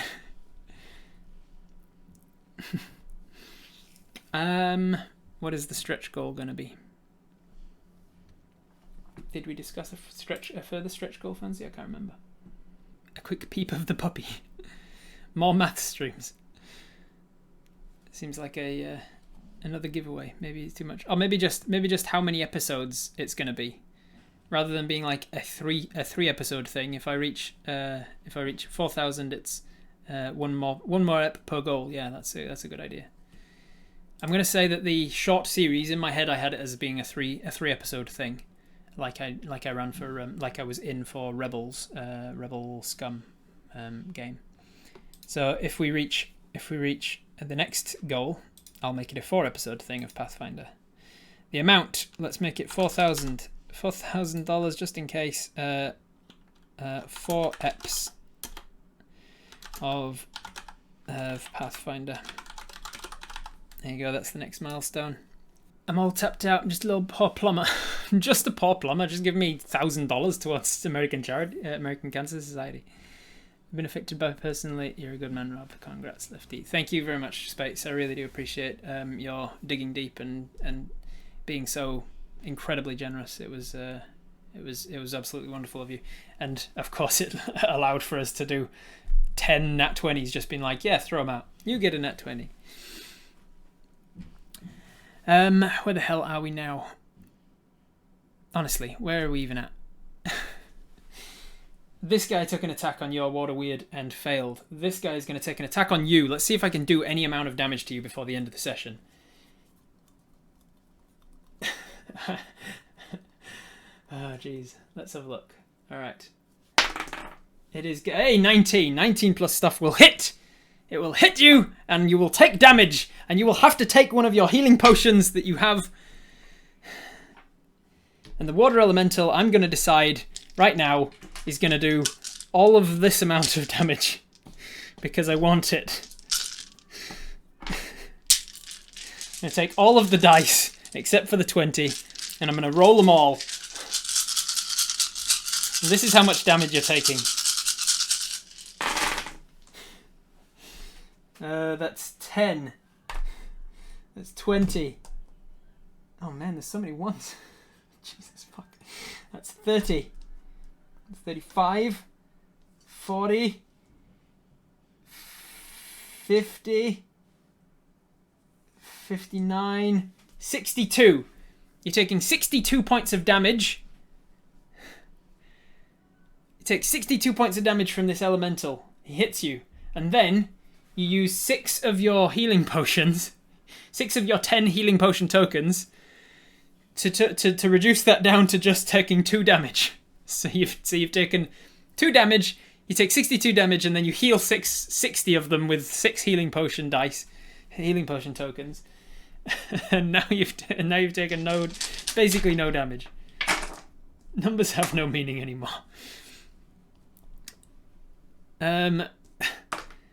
Then that's all of the allies' turns. It's the big enemy's turn. Let's see if he gets back any more summons. No, he doesn't, because I don't want to deal with any more of this fight. He is going to use his ability to move over here. He can't frighten anybody, so he can't do the death glare thing. If somebody's frightened, he can look at them and make them drop to 0 hit points. Like that. He was gonna frighten everybody with his aura and then go through them all and just one at a time pick off the entire crew, everybody that he has a grudge with. On my list of all of the people that he wants to kill, he was just gonna straight up kill them all. And you were like, nah, nat 20's for everybody, you can't get frightened. So now he's gonna go to you, not only because Rob's sour about it, but because you look like Timu, so he's gonna try and kill you. He's gonna run at you. And he's going to attack you. And he's going to attack you with... Oh, shoot. That went all the way to the back. That was a 14 plus stuff. The spear wasn't readied. No, that would have taken an action. You used your action to disguise self, so you didn't have your action to actually spear ready. All right. So that was a 14 plus stuff. Will hit your armor class. So we're all concerned. Nerf it. Make it a nat 1. Jesus fuck. You've got one advantage you've got 3 reroll tokens, and you've got 8 nat 20 tokens. Do you want to make his attack on you a nat 1? Is it allowed to do a bonus action for a step and action cone of the cold in the same round? No, because that would be counted as 2 spells in one turn. Yes, reroll. Okay, so use one reroll token to reroll it, and one nat 20 token to give him a nat 1 on your attack. As he comes charging over the balcony, his watery body coming your way, you thrust your spear up inside of him. He falls onto it because of his nat 1. He falls onto your spear, and his summons disappear. And his body shrinks back down to the watery form. And in that moment, there is a recognition between you and him. There is something about him that looks familiar. Not just because he's Helemi, but his watery form looks familiar. You realise the thing that claimed him, the thing that has turned him into what he is now, is the same thing that grants you your powers. It is something that you only know as the Fathomless. It is a force, an entity, that guides you on your protection of the Drenton voyage back and forth between Peor and Radisoab every year, twice. It is a force that you follow, a force that you are destined to be the man on the ground for. You don't know much about it other than the fact that your father, a water genie on the elemental plane of water, he raised you specifically so that you would be in service to this being. He was the one who set it up and gave you your job, and now it is the one that has brought Helemi back to life as well. What do you want to do? Absorb his power? Try and absorb him? With that knowledge, your spear thrust right through his face. His body is shrunk back down to his watery version of Helemi. We cast Control Water. Cast Control Water to absorb him or let him go. That's going to be the poll. I'm going to put that into an actual poll so that we can get proper numbers on it, because it might come down to the wire from how people are saying what to do with him. He's at your will. Try absorb him or let him go. In this very moment, you can attempt either one. Type a number 1 if you want to try and absorb his power. Try number 2 if you want to let him go. Ooh, it's pretty even. A lot of people wanting to let him go. Ooh, it's back and forth. It's pretty even. 54% to 45, 54 to 44, 53 to 44. Do you want to try and absorb his power into your own, given that you both serve the same master? Or do you want to let him go, being that you both serve the same master? So you're on the same side, as it were. 51% to 48%. 51.4 to 48.6. This is 50-50. It's exactly 50-50 with how many people have voted. Oh my god. Just a 1 or a 2 in chat. If you are listening and you want the vote to go one way or the other, you need to vote, because goddamn is it getting close. It is getting close. Too close to call. We're currently just eking out and let him go. No, we're not. We're back to exactly 50-50. How many people have voted? We've had 46 votes. Exactly 23 for each. 47 votes. This is incredible. 48 votes. Exactly 50-50 again. If you haven't voted, you need to vote. 49 votes. I'm going to start a timer. I'm going to start a timer. 1 minute. Timer for 1 minute, starting when I start this timer, and then you've got until then to vote if you haven't already. You just need to type a 1 or a 2 into the chat. 1 minute starts now.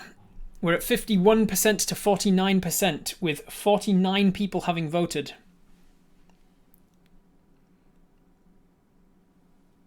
Type a 1 or a 2 in the chat. Kelsa, 42. You got 40 seconds to decide. If you are listening to my voice and you have not typed a 1 or a 2 into the chat, do it.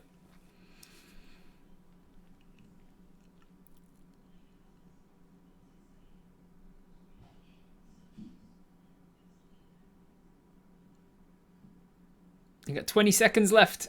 We are currently going to try and absorb him. Oh no, we're not. We're back to exactly 50-50. Marie managed us to come in with the clutch at 13 seconds left. We're exactly 50-50 chance. We're down to White furiously tipped us over in to try and absorb him. Ross Smith, you've typed it up. You've managed to get us into it, and bam! Time's up with 52.8% of the vote. Could not have been closer. That is crazy. We are going to, in that moment, not sure what to do with this newfound information, that you just have a sense. It's nothing about him. It's just like a sense of feeling that this thing operates under the same being as you. You're not sure how to interpret its will sometimes, what it wants from you. And so you put your hand around the back of his head and you cast Control Water. And you realise in that moment you have utter control of his entire watery person.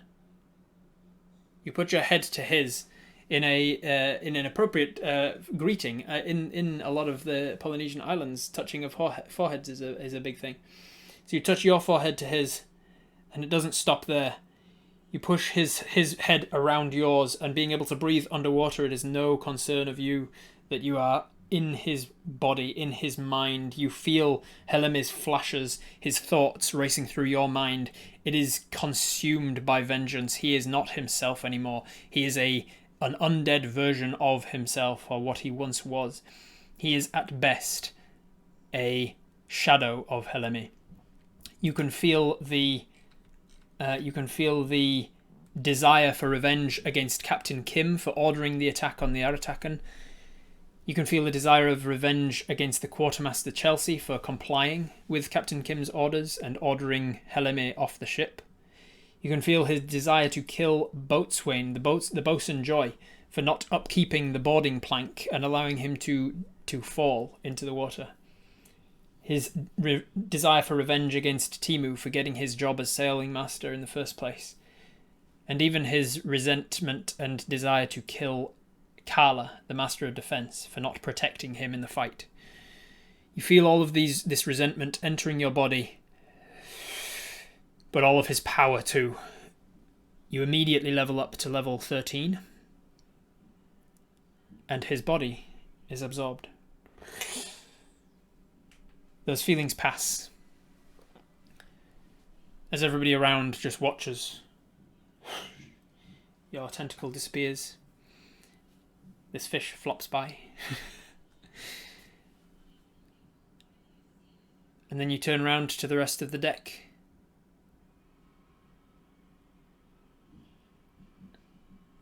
What?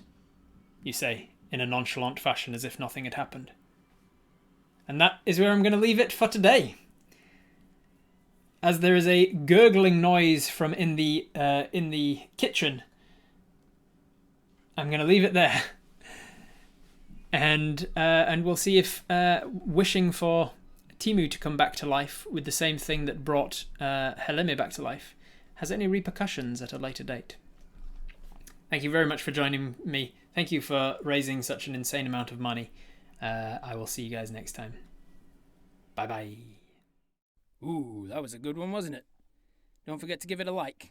Thank you.